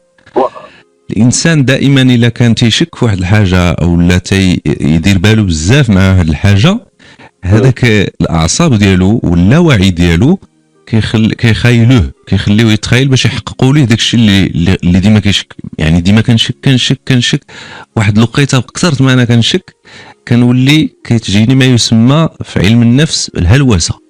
الانسان يقدر يتهلوس، يقدر ينظر ويشوف شي حاجه اللي هي ماشي ملموسه، غير الذات ديالو واللاوعي ديالو هو اللي خايلها ليه. ياك ما هذاك الشيء اللي وقع لك السي محمد؟ اسمعي راه عليك الامان 66 امان. هاد السيده لا زلت عليها شي شهر لا زدت عليها، راه غدا اليوم القيامه غتحرق واقف. راه ما زدتش عليها انايا. واش انا ندير الامر بيدي وغنكذب يحشوما عليا؟ واش هاد السيده انا دابا انا نشوه راسي في القبيله ومع نسابي كنقول يلا ادير راسي نخرج نقعد راسي. وهاد السيده راه المستجاب منها ماشي مني انا. راه ما كاين اسباب، لا ما كاين لا دار لا السلام عليكم. راه باك كتبت على شحال هذه ماشي دابا، والله يعاونها بها شي عاد تفرق معايا وتاخذ دار. واخا بغيت نسولك دابا 40 عام الزواج ياك؟ واخا 40 عام الزواج. هاد الناس كيسمعوا يقدر زعما منطقيا 40 عام الزواج، راجل مزوج بمرته 40 عام ياك؟ واخا. 5 الاولاد عشرات الاحفاد، عشرة الزواج، طيح النوض في السبيطار، تتبات مسكينه قدام السبيطار ما عندها فين تمشي. يعني راه ما يمكنش. شوف علاش؟ لان الخيانه كتشم غالبا، ما كتشم في القصص ديال الخيانه. الخيانه غالبا ما كدير واحد الريحه قبل ما توقع. كتكون واحد كتكون واحد الممارسات خفيفه في هذيك السنوات الزواج، كيكون واحد الغياب، واحد الربا، واحد كذا. بزاف الناس تيهضروا عليه، ولكن انتم زواج تقليدي. السيده راه سمعتيها كيفاش كدوي 65 عام حتى دابا شنو؟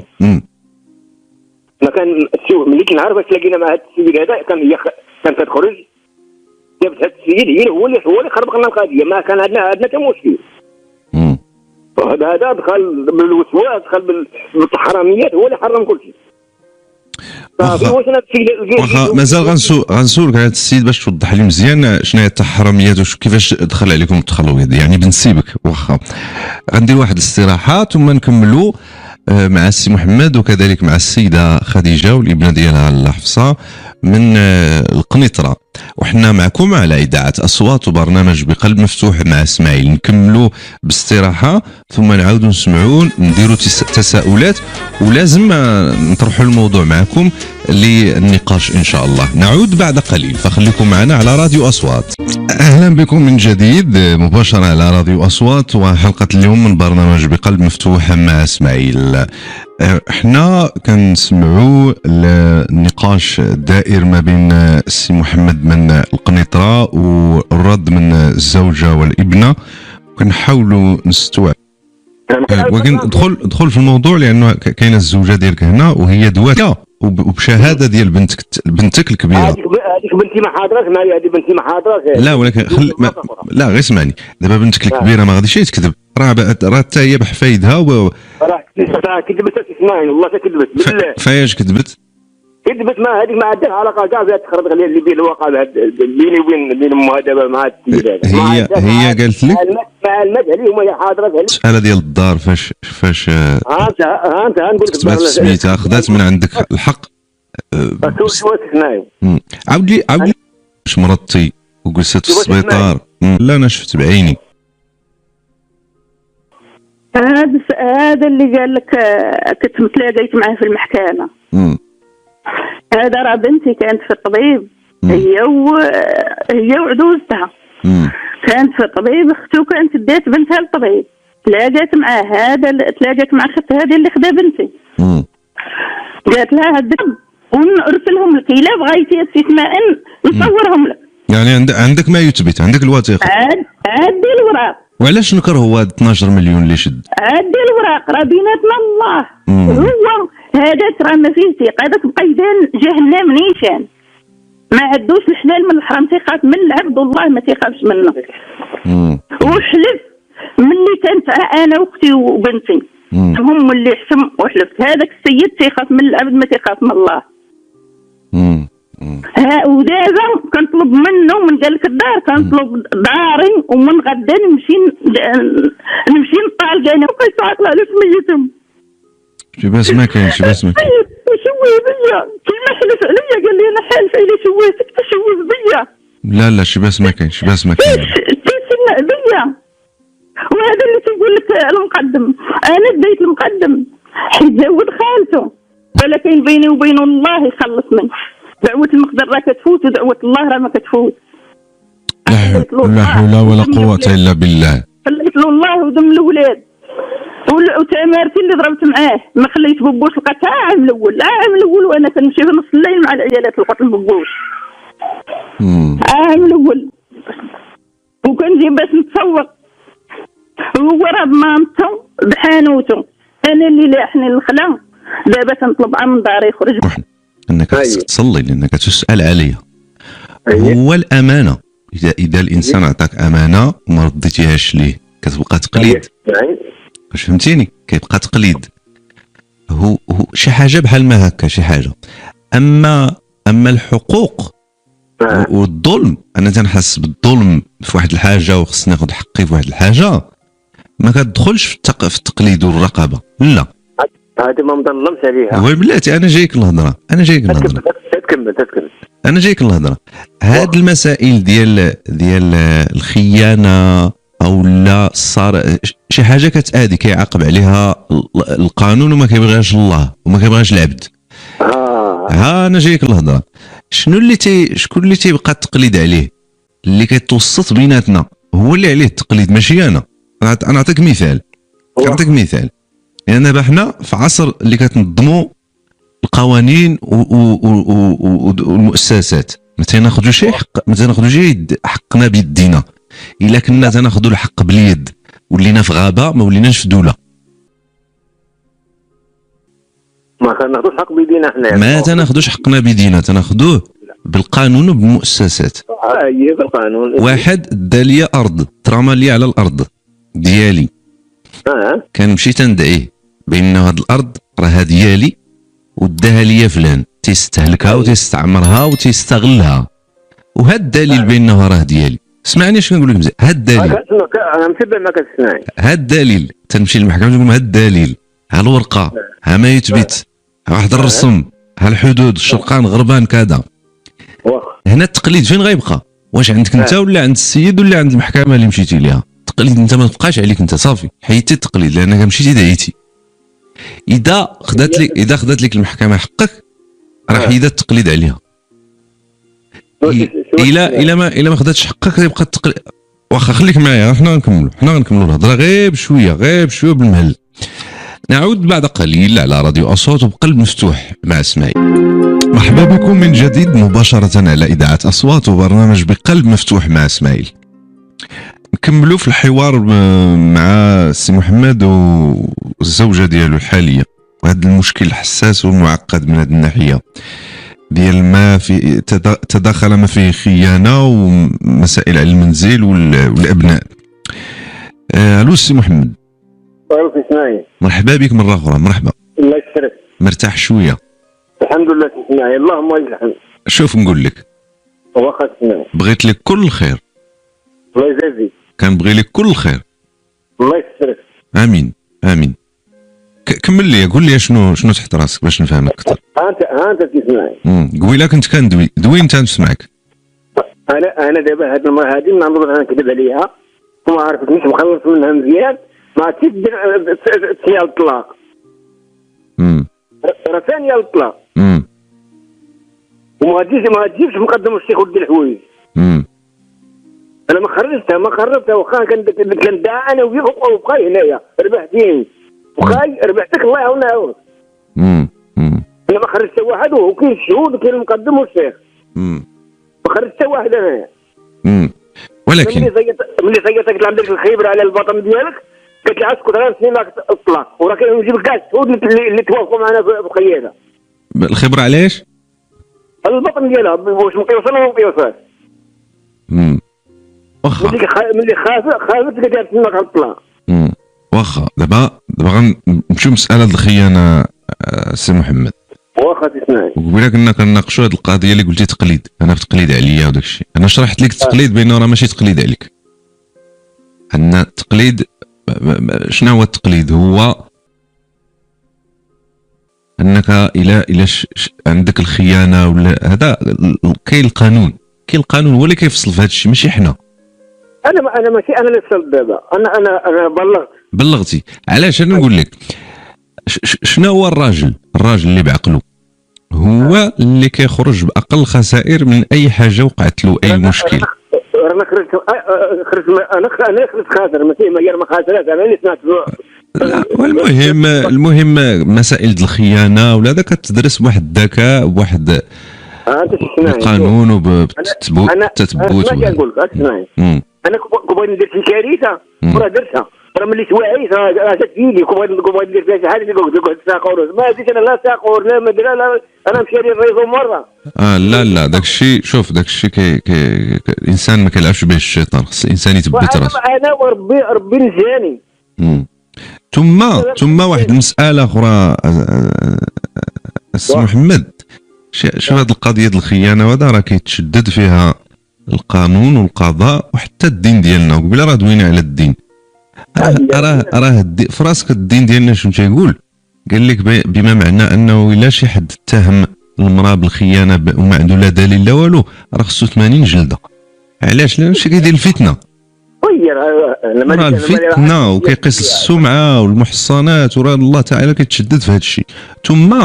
ثم حتى كاع الا كانت الخيانه تيقول لك اسيدي ثبتها ليا ب4 شهود. واخا تسمعني. واش فهمتيني؟ علاش؟ لان ماشي غير اجي وضرب العرض ديال الناس والسمعه ديال النساء. ماشي غير اجي. راه الا طلقنا اللعب لهذه القضيه ونسهلوها راه صافي غتنوض الفتنه. كاينه ولا واش كاينه ولا ما كاينش؟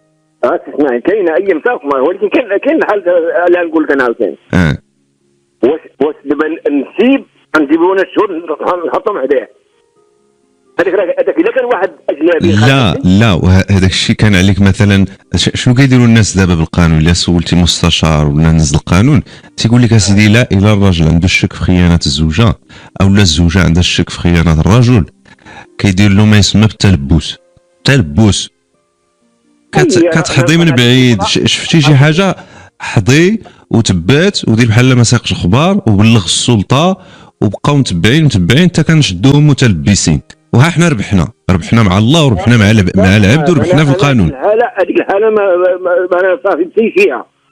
باش ندير هاد الحوايج انا نسيت فيها. ما كان نبلغ واحد مصدوم طايح يبلغ كيدير. ثم القانون تا هو راه ماشي القانون راه تيتعامل بهذا الشيء تا هو بواحد التعقيد. راه ماشي اي واحد تيقول لي القضاء راه خانتني الزوجه تيقول لي صافي خانتك فهمتك يا اجي ندخلوا على الحبس. لا راه كيدرس هذيك خيروش بصح واش على شنو السبب ديالها، ياك ما كاين شي مشاكل اخرى، ياك ما كاين تصفيه الحسابات، ياك ما راه الدليل، راه بزاف مسائل ماشي غير يجيو. لان كيف ما قلت لك هذا راه مجتمع، راه الفتنه هذه كتنوض الى بقينا هكا. وهي تسمعين انا هاد السيده راه ما تهديت عليها، انا راه اتفقت معايا وسمعينا وكاين الناس السعود اللي اتفقوا معنا قال التسيير واش قال لك ما تتابعنيش انا سمعت على الطلاق وسمعت وملي جات لهنايا دوروها انا قابلت هي ما قابلت. ولكن دابا انت بغيتي تطلقها قلتي هي فين غتمشي ودارها؟ هذه كيف كنطلقها انا؟ انا هذه كيف اللي غطلعت وانتم دابا بغيت نسول واحد السؤال. واش حرمت العشره بيناتكم دابا ولا يمكن تصلحوا هذا الشيء؟ لا ما يتصلحش اسمعي. ما يتصلحش بيني وبينها. واش انا نعيش في الحرام شفتو بعيني؟ ما يمكن. اذا حرمت العشره. حرمت 40 عام الله يجعل البركه. كبرتوا الولاد دوزتوا ما تمشي تقلب على الله يعاونها. وقول لي دابا ارى ليا شنو الحل بيناتكم؟ شنو هي الطريقه باش كل يشد طريقه وتبقى انت مزيان مع وليداتك ومع بناتك ونطفيو هذا الغضب؟ واسمعني وانا ولادي راه خليك نحقق ما يتابع ديال سميتها. علاش متفق معاك؟ نكون متفق معاك في كاع. ولكن شنو الحل اللي كطالب به انت؟ شنو هو الطلاق الاتفاقي اللي بغيتي انت؟ شنو هو؟ قلت انا ما عطيتش باش نطلقي والله يعاونك. شنو قلت لها انايا؟ ايوا وفين غتسكن؟ وديك السكنه ديالها ديك الدار ديالها السكنه ديالها نقسموها. ياك اسمعي خلي انا نسولها هي واش قابله هذا الشيء لا خديجه تقسموا السكنه؟ شوف سيدي هذاك ما فيه ثقه. ما فيه ثقه باش يقسم معايا، ما فيش ثقه. هذا اللي تيقول لك نسيبي انا ما قدرتش ما حشمت قلتيها قداش ليه عاد هذيك الحاجه بسيطه ديال التحاليل ما قدرتيش ديرها. عنده شي شهود، كاين ولدي كاين كنتي كاين بنتي اللي شاده كاين جارتي. هو قول له فين هو هاد الشهود؟ جندر علاش ما فضمت؟ تمشي عندهم تيقولوا لك عندك شي دليل، عندك شي شهود، ما عنديش كيجريو عليه. ولا عنده شي دليل يجبدهم. كل واش تيقول المره الاولى تيقول لهم لقيت حوايجها زي هذا طليت عليهم من الشرجم، حليت عليهم الباب، جريت عليه في الزنقه، جريت عليه عند جيران. كل واش تيقول له كلام نقول له ثبت على كلامك واتقى الله. واتقى الله راه تدي عشبر. وراه هنا اتساع لما قدك هاد الطبيب عتمشي لها الطبيب، لما قدك هاد البيت عتمشي لهاد البيت. ولهي راه عاشبر قد الغليظ قد الرقيق. قول له اتقى الله راه هنا دايز باش ما عطى الله. واش باش ما كاين لا خديجه. قول لي اقسم عليا الدار هذا فيه الثقه. يعني بنتي من كيقول لي قسم معايا الدار بنتي ونسيبي ما يجيوش عندي، وبنتي من ما يجيش نسيبي بنتي خليها تجي. ولكن كي غديروا لها الدار تقسموها كيفاش غيقسمها هو؟ شوف هو كدار لها القصام. الدار فيها 3 البيوت كان عندها مقسمها وانا بوليداتي وكيجي ولادي وكل شيء وبيت نعسع ولدي ووليداتي تيجيو بوليداتي. ولكن هو الا تفارقتوا مثلا وخوالك الدار فين غيمشي مسكين؟ حيت تيبقى با تولي تيبقى 40,000 ريال يمشي يكري وبحانوته. انا اللي رانا خارجه الله كريم. انا واش عندك شي منضه انت؟ عندك منضه؟ عنده هو المنضه. عنده وانت؟ لا نفريت انا ما عندي حتى حاجه. وليدي قاعد مع وليدي في السطل ديال تيخدم وقت لابوكا، تيخدم وقت الليمون، تيخدم هذه القنبه دابراه في كتفو، تيخدم مع الفلاحه بالعتله وهذا في السمندر في القصب زي ما والاه. هاد الشتا كله راه دوزها كاع تكون اشترى هذا. دابا هي الحركه بقات كتموت، لابوكا ما بقات. واخا انا نعاود نسولو في هذه القضيه. سي محمد، ايوا قال لك الرجال قوامون على النساء. قم براسك سيدي، قم براسك. راه عندك الماندا ديالك، وهي راه ما عندها لا ماندا لا حتى شي حاجه. عندها ديك الدار فيها 3 البيوت، تجي لها هي وولدها ويجيو لها بناتها ونبينا عليه السلام. هو انا نمشي بحالي. ها؟ نمشي بحالي انا. راه عندك باش قالت لك عندك رزقك، راه عندك رزق، هي راه ما عندهاش. لا هاد لانتريت نبني فيه. كريبي شي محل وعندك حانوت ديالك وترزق الله وشوف وليداتك ورضي عليهم. يربع الكرافن ديال البيمو هذاك والحانوت. ايوا شنو الحل؟ الحل اسماعيل انا هضرت مع القسم والدار، دار فيها حتى البيوت ماشي بيت، راه كاع الكذوبه راه فيها 120 متر. وعند المساحه قدامها بقى فيها 300 متر قدامها. اللي قاعد على الكذوبه هذه. ولكن بلاتي نقول لك واش ويجيب الله وصورها ونوريها والعبارها ونوريها لك وصايبها. ولكن راه الا جيتي للوراق والقانون راه دار هذيك، راه بغات تخرجك. انا ما قلت والو، بغات تخرجني الله نخرج، ما عنديش مشكل. ولكن انت دابا كدوي معها غير حبيا. كنت نقول له زعما القسم والدار، وكاين حل اخر تسمعي اللي هو القسم والدار. كي قلت لك يا يجي نسيب ولا يجي اللي بغا القسم والدار. انا داك النص ديالي غادي نديها ونرحل نهدا ويجيب نسيبها ولا تجيب عمها ولا تجيب كنت ما عنديش مشكل. خلي نديها ما بقاش ساكن معاها هنا. تبيعوا ليها هي؟ انا غنديروا ولا بغات تاخذوا مع هي تاخذوا. انا نسولها اش نبان لك لا خديجه؟ انا وليدي اش بان لك؟ ومن يفرق عليا الدار يفرق. واش دابا انا جاتك لهذا وليداتهم، واش الدار عتكفاني؟ الدار فيها 400 متر وعاطي لولدو النص، ولدو اللي مع مرا اخرى، وانا هذيك الدار فيها 3 البيوت. واش هي اللي عتكفاني انا وليداتهم من يجيو؟ هو راه ما نط يخرج يكري ولا يدبر راسه، هو اللي دار هذا الشيء وانا فعلا نمشي. قال لك لا النص اللي غياخذ هو يبيعوا لك. يبيعوا لي انا باش نشري. قال لك انا غنبيع ونخرج. اييه باش نبيع ونخرج زعما. وانا ديال من اللي شريت انا يعطيني 12 مليون وانا غنخرج. 12 مليون ديالي ويخرج وانا غنخرج نخلي له الدار. يعطيني 12 مليون ديالي وانا غنحيد من تم. هذاك ما فيه ثقه، ما دار هذا الشيء تيدير حاجه اخرى. تبغي ترد عليها سي محمد؟ ترد عليها رزق. لا ترد عليها في الفلوس اللي قصدت انايا. واش عندك الفلوس عطيها رزقها تمشي. هي عطيتني فلوس بعدا راه كاتبين داك الشيء، راه داك الشيء في الورق. انا اللي كتبته، هي زاد انا اللي كتبته على حساب ولدي. شري من عندها سيدي، شري من هذاك المحل، عطيها غير 10، عطيها غير 10 تقبل. واش تسمعيني؟ هذا الشيء اللي درناه انا وياها على حساب الدري باش ما يجيش يتعدد عليها. هي ما عطيه لا فلوس لا والو، لا عطى الله عليها. لا ما تقولش هذا الكلام، ما تنعلوش بعضياتنا. نقول دابا على الكذوبات. لا شوف السي كاع ولا الصابه ديك الصابه عندها هي خدام. انا نمشي لها ب 5 سنين. انا نجي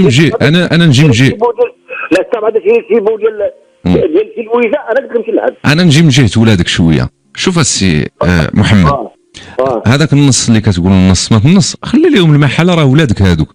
راه شوف وانا تماتي في الشاس.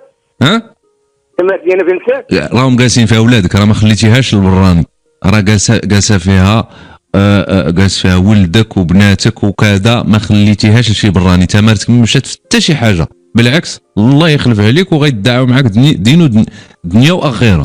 اذا انا نمشي نقلب في نمشي الخيريه ولا نشوف فين. لا راه عندك رزقك. شوف كون ما كانش عندك المنضه ديالك. واش تسمعني؟ واش الرزق ناخذ منه الدواء 14,000 ديال الدواء في الشهر؟ غيبقى لي في هذا الرزق، يبقى لي 10,000 نشريها قنبه. هذا الشيء اللي كضحك عليا، ضحكت عليا بخيانه، ضحكت عليا كاختفاقي، ولا كتبلع عليا هذه السيده هذه. ما تفل عليا بالله. اذا الحل هو النص في الدار ياك؟ وانا في الدار على وجهك تسمعني، انا ما قعد الخيانه ما تسال والو. واخا نعاود نشوف السيده خديجه اش كتقول. الو لا خديجه.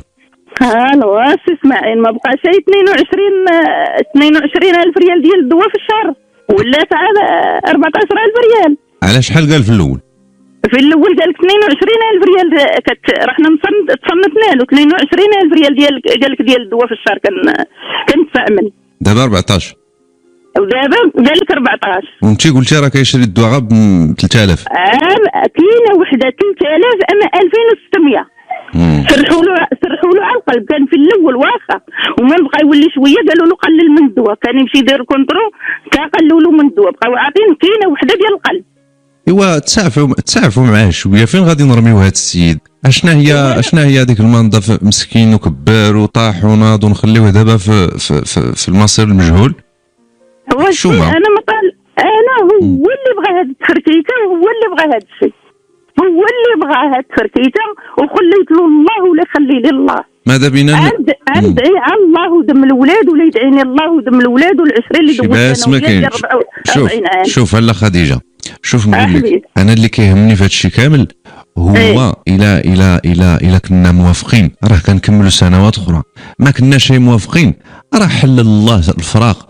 واللي كيهم هو كل يديها في صحته. حنا يكفينا من المرض، هو يرد البال لصحته وانت تردي البال لصحتك، وما تهزيش شي في راسك، وبخير وعلى خير. وليدي هاد السيمانه دايزه من حدا الجامع، غادا عاد عمتو نيت مريضه، غادا نطلع عليها خارج هو ولد عمتو من الجامع.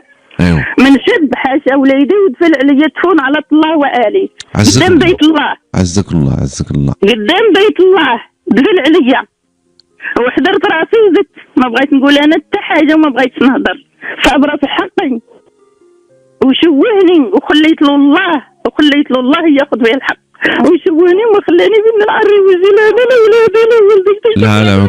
لا بالعكس ما كاين لا شوهه لا والو. لا خديجه خليه شوف لا شي باس ما كاين الانسان ما يديهاش في كلام الناس ولا هذا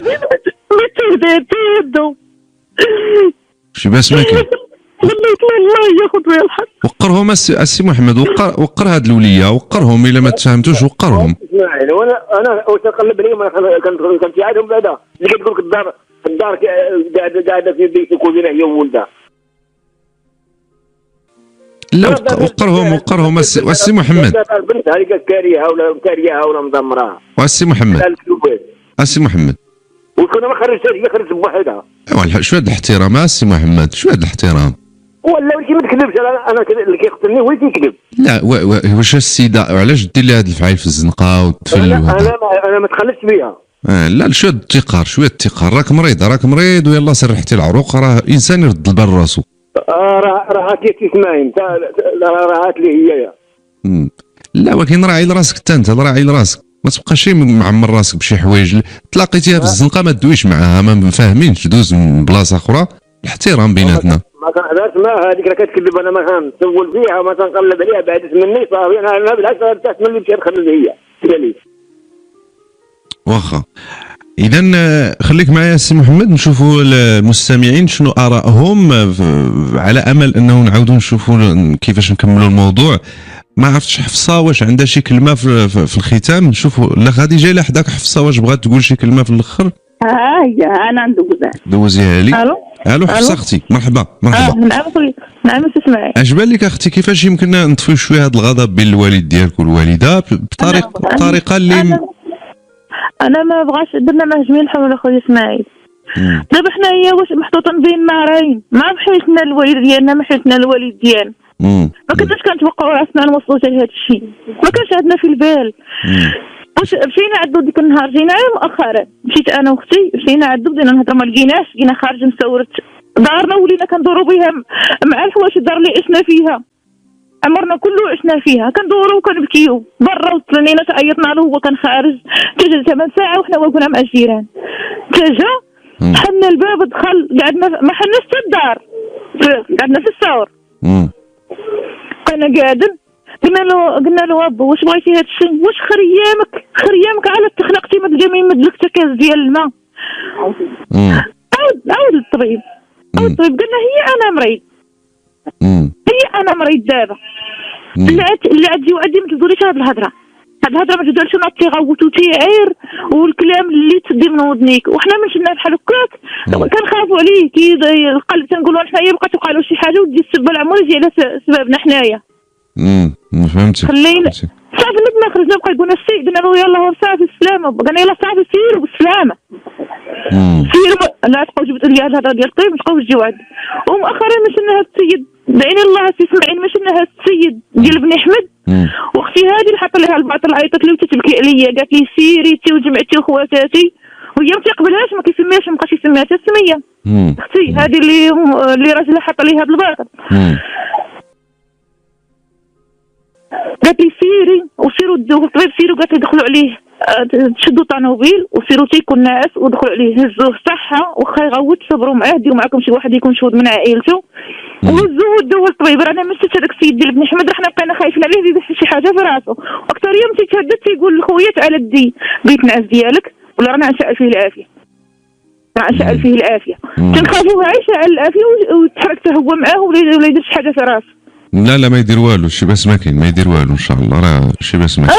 ومن تسمعنا قالوا لنا شوفوا الوالد ديالكم، حنا ما تصنتناش حنا الاذاعات، قالنا جاو الجيران قالوا لنا شوفوا الوالد ديالكم عاد في الاذاعه، خاصكم تردوا عليه، خاصكم تردوا خويا. يقول لنا شوفوا انا رانا نهبل، انا راه انت غادي ولا حوايجي في الشانطي، انا راه انت غادي دايره مع الشانطه، قالنا رانا على امي اللي انا باقي بارك على نفسي، امي واختي قاعد معاه. شوفي حفصه، بلغي هذا الكلام الخوت كامل، نقول لهم خليكم مزقين وبخير وعلى خير، راه ما كاينش حتى شي مشكل. الانسان ما عمرش راسو كلشي مرض بالاعصاب، لا شي مرضو، لا يدوها في راسهم. انت شعب الدواء دعيني الله خويا اسماعيل عندها العضلي، لا بالعكس العضلي وما خاصهاش تشرب حتى شي دواء اخر، ولات كتشرب مشات عطيب نفساني والطبيبه ديالها ما كتشربو صافي ما كتبقاش تقدر لا تهضر لا تنوض لا تاكل لا حتى شي حاجه. قالت الطبيبه ديالها شوفي انا مخرجه لك شي دواء من غير الدواء اللي عطيتك انا، ولات هي كتشرب الدواء ديال الطبيب النفساني باش تقدر تنعس، حيت لما نعستش ما كتقدرش تتحرك، عندها فشل عضلي. ايوا شي باس ما كان، الله يدير الخير، الله يدير تاويلد الخير ان شاء الله. خليك معايا حفصه، مازال نقدر نكمل معكم في اي حوار اللي يمكن نتوسط به معكم لايجاد واحد الحل، كل واحد يكون مرتاح ان شاء الله. عاونونا الله يجازيكم بخير بشي افكار، بشي اراء الى عندكم، بشي وجهات النظر. راكم سمعتوا السي محمد ثلاث اللي فات، وسمعنا اليوم الزوجه ديالو السيده خديجه هي الابنه. شفتوا هاد التداعيات كامله، فين كاين في نظركم المشكل؟ شنو بالكم في ايضا هاد المسائل ديال الاتهامات بالخيانه بدون دليل؟ يعني واش كيكون موراها حسابات معينه ولا كتجي يعني اي حاجه بانت لكم مرحبا، اللي يمكن تفيد طبعا في اغناء النقاش. رقم الهاتف رانا الاشاره 05 22 77 24. الصفحه ديال البرنامج بالفيسبوك كيف ديما حتى هي كتستقبل رسائلكم. نبدا المداخلات بعد قليل. راديو اصوات، برنامج بقلب مفتوح مع اسماعيل. اهلا بكم. 05 22 77 24 للتعليق على نزاع السي محمد ولا خديجه من القنيطره. من فيسبوك ترسل لنا لطيفه من الرباط هذه المشاركه. مساء الخير خوي اسماعيل، تحيه لكل سيف الدين، وللاسف بعد عشره طويله وفي الوقت الذي وجب فيه كل واحد يتكئ على الآخر، أصبح الزوج ينعت زوجته بنعوت سيئة عوض أن يجازيها بكلام طيب على السنين الطويلة التي قضياها مع بعض، وفي حين أن البنت تنفي كل ادعاءاته. هاد السيدة خديجة من نبرة الصوت ديالها كتبان سيدة طيبة وكلامها موزون وبقات فيا. على الزوج السي محمد يلتزم بالاحترام، لأنها في سن لا تسمح لها بتحمل الإهانة والاتهام، والله يطفي الغضب بيناتهم. لطيفة من الرباط. السلام عليكم أخي إسماعيل، مساء الخير. أود أن أتدخل في موضوع هذا الرجل وزوجته. أحسست من البداية أن هناك تداخل في كلامي. هل يعقل امرأة في الستينات من العمر سترتكب هذه الفاحشة؟ ومع من؟ مع زوج ابنتها؟ هل يعقل ذلك أخي؟ تقول الأخت زينب في مراسلتها. أما السي محمد من الديار الفرنسية يقول: أقول السي محمد وزوجته حسب وجهة نظري يتبين أن السي محمد غير واقعي في كلامه، وحواره معك يا أخي غير مفهوم بكثرة المغالطات والاتهامات الغريبة. بصراحة خاص السي محمد يراعي الصحة النفسية ويتراجع على هذه الاتهامات اللي كتبين أنها فيها مرض بسبب أفعال غير مفهومة. وفي الأخير كنتمناو من الجانب الأسرة ككل أنهم يدخلوا بخيط أبيض ملؤه التسامح حتى تعود المياه لمجاريها ويسود التفاهم. تحياتي لكم. أما فؤاد فيرسل لنا: السلام عليكم أخي، في نظري الحل راه قلتي له شنو يدير، حيت خاصو يخرج بالخاطر، لأن هي الزوجة عندها الوراق وهو اللي اختار هذا الفراق، خصو ينسحب، والله اللي عالم بيناتهم. معنا فتاح من مراكش، السي محمد من الحوز وربيعة من فاس. السي فتاح السلام عليكم. وعليكم السلام خويا اسماعيل، كي داير؟ بخير الله يبارك فيك. الله مبروك على الوليدات، كلشي في امان الله. الله ينورك، مرحبا بك معنا. بارك الله، الله يكبر بك ودار خويا اسماعيل، بارك الله. خويا اسماعيل بغيت نقول هذاك الراجل على مدات هذه العشره اللي دازت بيناتهم وداك الشيء، يحاول يتراجع ويحاول ما يبقاش يجرح هذيك السيده بحكم الانسان يراعي على وجه الله. وديك العشره اللي كانت بيناتهم الاولاد كبار تبارك الله، تقول هذاك الهضره والناس كيسمعوا راه حشومه ما كاينه معنا. كانت مساله شويه صعيبه على النفسيه ديال الناس وعلى لا والعائله والناس وكلهم كيهضروا. وما نظنش هذا السيد اللي وصلت هذاك العمر بغا دير هذا الشيء، راه ما يمكنش، راه لا يعقل. دابا الانسان ملي كيمرض وكيعيان النفساني والمعنوي، نقول الانسان عرفتي الانسان ملي كيعيا ما كيبقى واحد الدرجه ما كيديرش، كيولي كيتهموا هذاك الانسان راه خصك درتي ولا هاتي ولا فهمتي. لا راه حشوم. والله تعالى تيقول لنا: اجتنبوا كثيرا من الظن ان بعض الظن اثم. ولكن الانسان لا خصو ما يقولش هكا، راه تبارك الله راجل ماشي صغير، ما شاء الله. الله يهديه الله يهديه. بالنسبه للحلول ديال الدار وهاد المسائل، اش بان لك السي فتاح؟ الحل الوحيد انا اللي غادي نقول هذوك الولاد هذاك رباهم ما يفرطوش فيه، ولكن ينسحب ويخلي هذيك السيده تعيش مع وليداتها، ولكن هما ما يفرطوش في باهم. اذا كتبان لك الاولويه للمراه للزوجه. هذيك السيده مسكين حيت لا درنا فيه غتمشي معاهم تقعد مع ولدها ولا مع بنتها، راه غادي تولي بحال كتحوز عليهم. اللهم تقصد مع حلال اللي بغا يجي عندها. نعم واضح. يعطي الامانه ديالو ويخرج هو في حاله والله يسهل عليه. واضح. شكرا لك السي فتاح من مراكش، تبارك الله عليك. ناخذ مداخله من الحوز مع السي محمد. الو السلام عليكم سيدي اسماعيل. عليكم السلام ورحمه الله وبركاته. نعم سيدي كلشي بخير لاباس عليك؟ الحمد لله بارك الله فيك، مرحبا. تبارك الله عليكم، تحياتي لكم جميعا. حياك الله، مرحبا بك. سيدي انا من اقليم الحجه قريب لدمنات، حدا البراج ديالي تعادل. في اي تعادل؟ حدا بلادكم. ايوا راه حنا كنا محسوبين على الحوز مراكش واحد الفتره. كلشي بخير لاباس عليك؟ بارك الله فيك السي محمد، بارك الله فيك. اسمع على هذه السيده بقات فينا، وهذاك السيد راه حشومه. انا ما رضيناش باش يقول في الاذاعه لعنه الله عليه. هذاك الشيء راه ما مزيانش. صحيح، احنا ما متفقينش طبعا على تبادل اللعنات والسب، وهذا مرفوض. لا نعم، لا لا لا، وكما كتقول هي الا كان القصد ديالو غير باش يشوهها امام الناس والملا، الله عز وجل تقول في القرآن الكريم: نعم. إن الذين يحبون أن تشيع الفاحشة في الذين آمنوا لهم عذاب أليم في الدنيا والآخرة. صدق الله العلي العظيم. إن الذين بحال إلا كيحب باش يشيع الفاحشة في مرته. صحيح. وإلا رجعنا أيضا لكتاب الله السي محمد، كاين الآية أيضا على اللي كيتهم المرأة بلا حتى شي دليل، يعني ما يسمى برمي المحصنات. المحصنات قال لك نعم سيدي، في القرآن الكريم 4 الشهود، إلا ما كاين 4 الشهود راه والو. داك الشيء اللي تيقول لا يقبل لا يقبل في مثلا في القانون الشرعي ولا في القانون ديال الدوله. لا يقبل شرعا ولا في القانون ديال الدوله. في نظرك في نظرك يشوفها هو بعينيه بحال داك الشيء ديال الكحيل، بحال داك العود.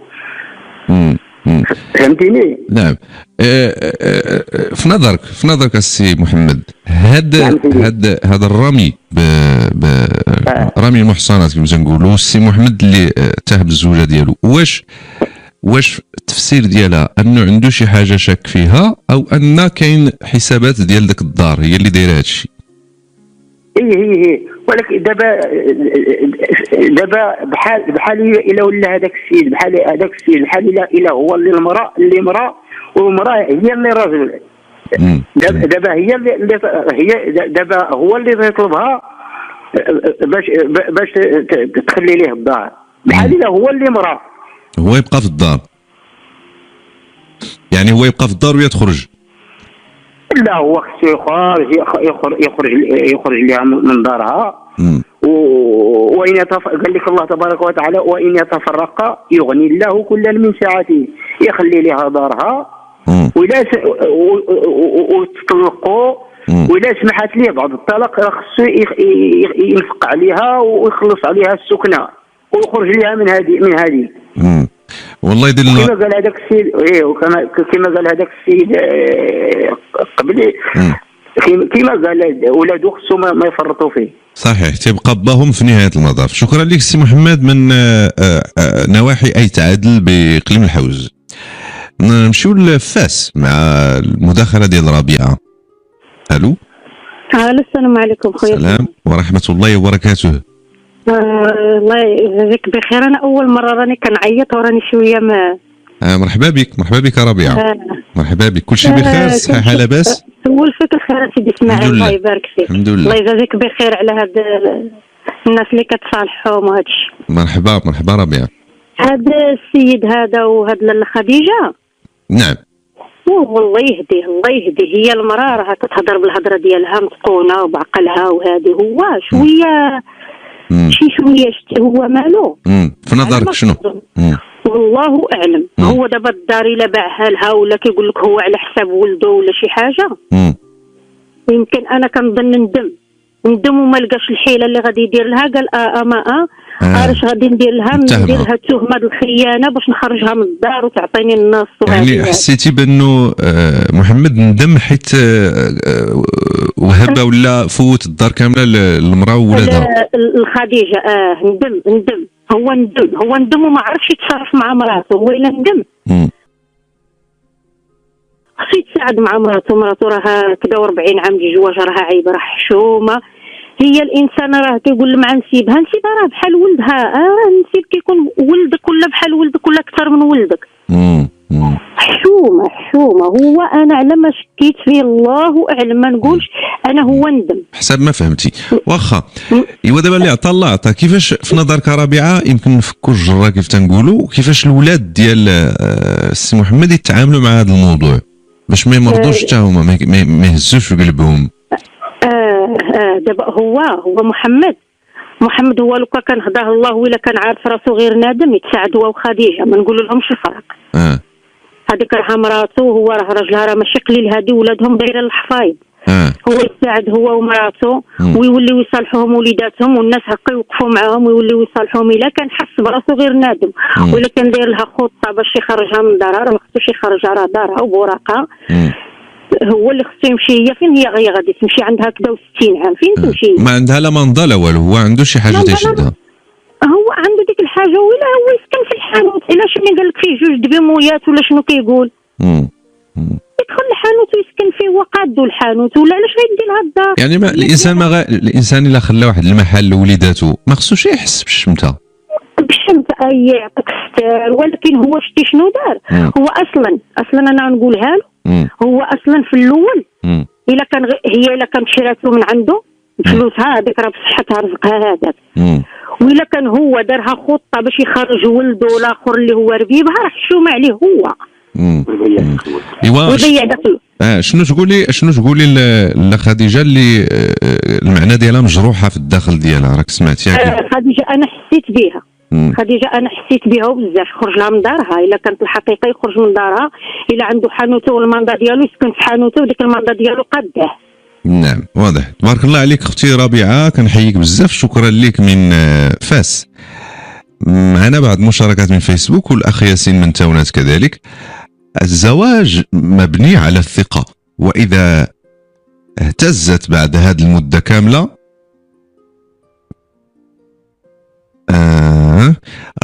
راه كاين مشكل كبير، يا اما في التواصل يا اما في النفسيه ديال الراجل. اتهام بحال ما هذا بلا حتى شي دليل واضح راه ظلم وكسر كبير للمراه، خصوصا اذا كانت مخلصه ووفيه. خصو يراجع راسو ويفكر واش الشك ديالو عنده اساس او وسواس مرضي. واذا فعلا عنده شي دليل خصو يعتذر. ما عندوش عفوا، اذا فعلا ما عندوش دليل خصو يعتذر، حيث راه كيطعن في كرامه الانسان اللي وقف معاه 40 سنه. تعليق لي زينب، لا ماشي زينب، أميمة. أما زينب فتقول السلام عليكم ورحمة الله أخي إسماعيل، أود أن أتدخل في موضوع السي محمد وزوجته. أحسست من البداية أن هناك تدخلا في كلامه. اقرأ عليه قول الله أخي ولا تنسوا الفضل بينكم، ولا تنسوا الفضل بينكم، كلام الله سبحانه وتعالى، صدق الله العظيم.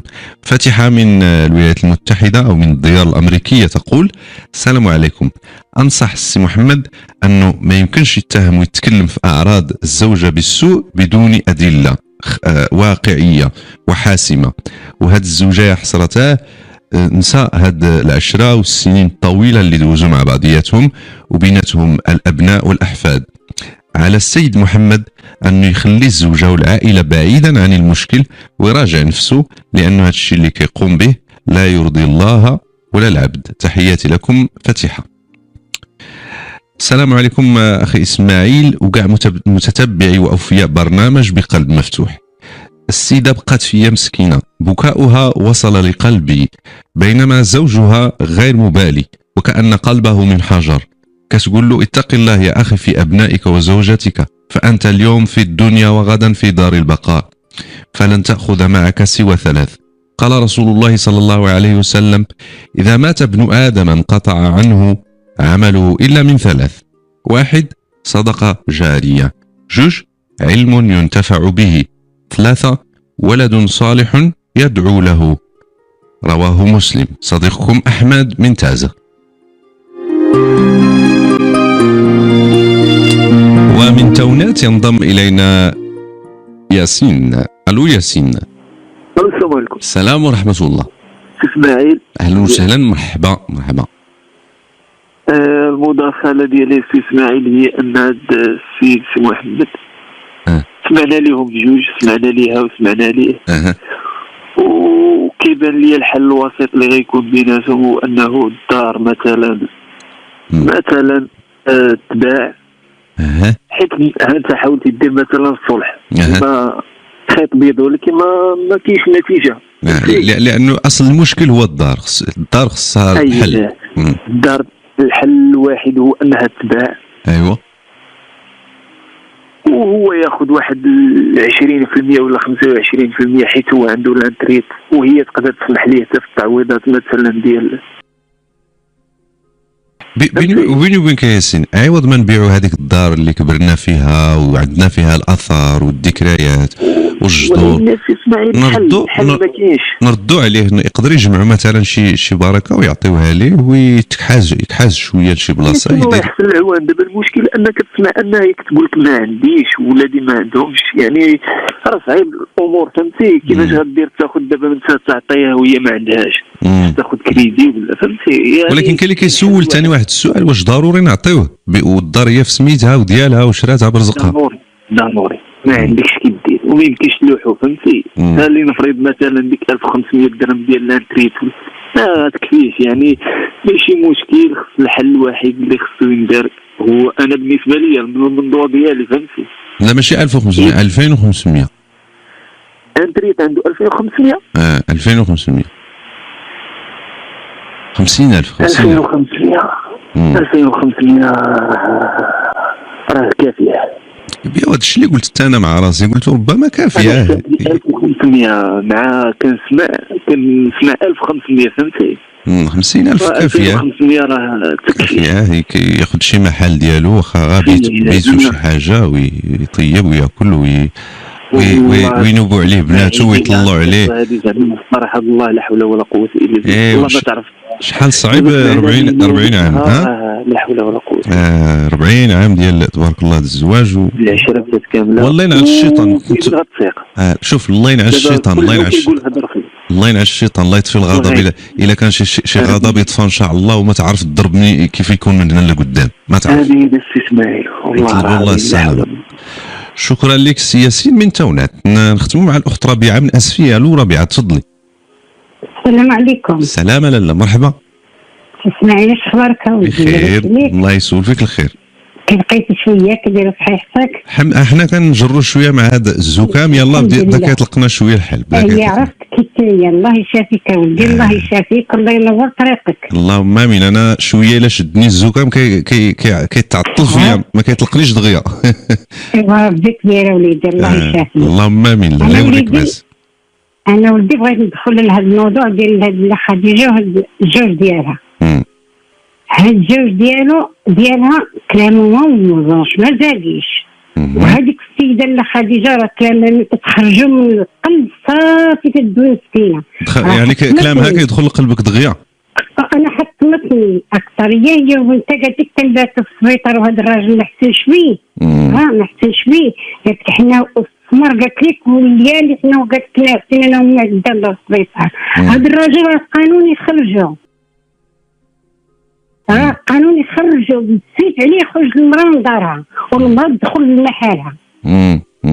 القانون بسيت عليه يخرج. اليوم الراجل تكون دار وراجل بنت اختي دارو، خرجوا من الخزون وقعدت فيها هي ولادها. وديالو هو في سميتو ديالو هو وخرج. وقعدت بنت اختي هي وليدها الحمد لله وشاكر بالفور يا الشيطان. وهاد السيده المسكينه اللي قاعده في الكوزينه على هاد المرض كنتلحقوا حنا 65 عام صرنا نقعدوا في الكوزينه ولدي.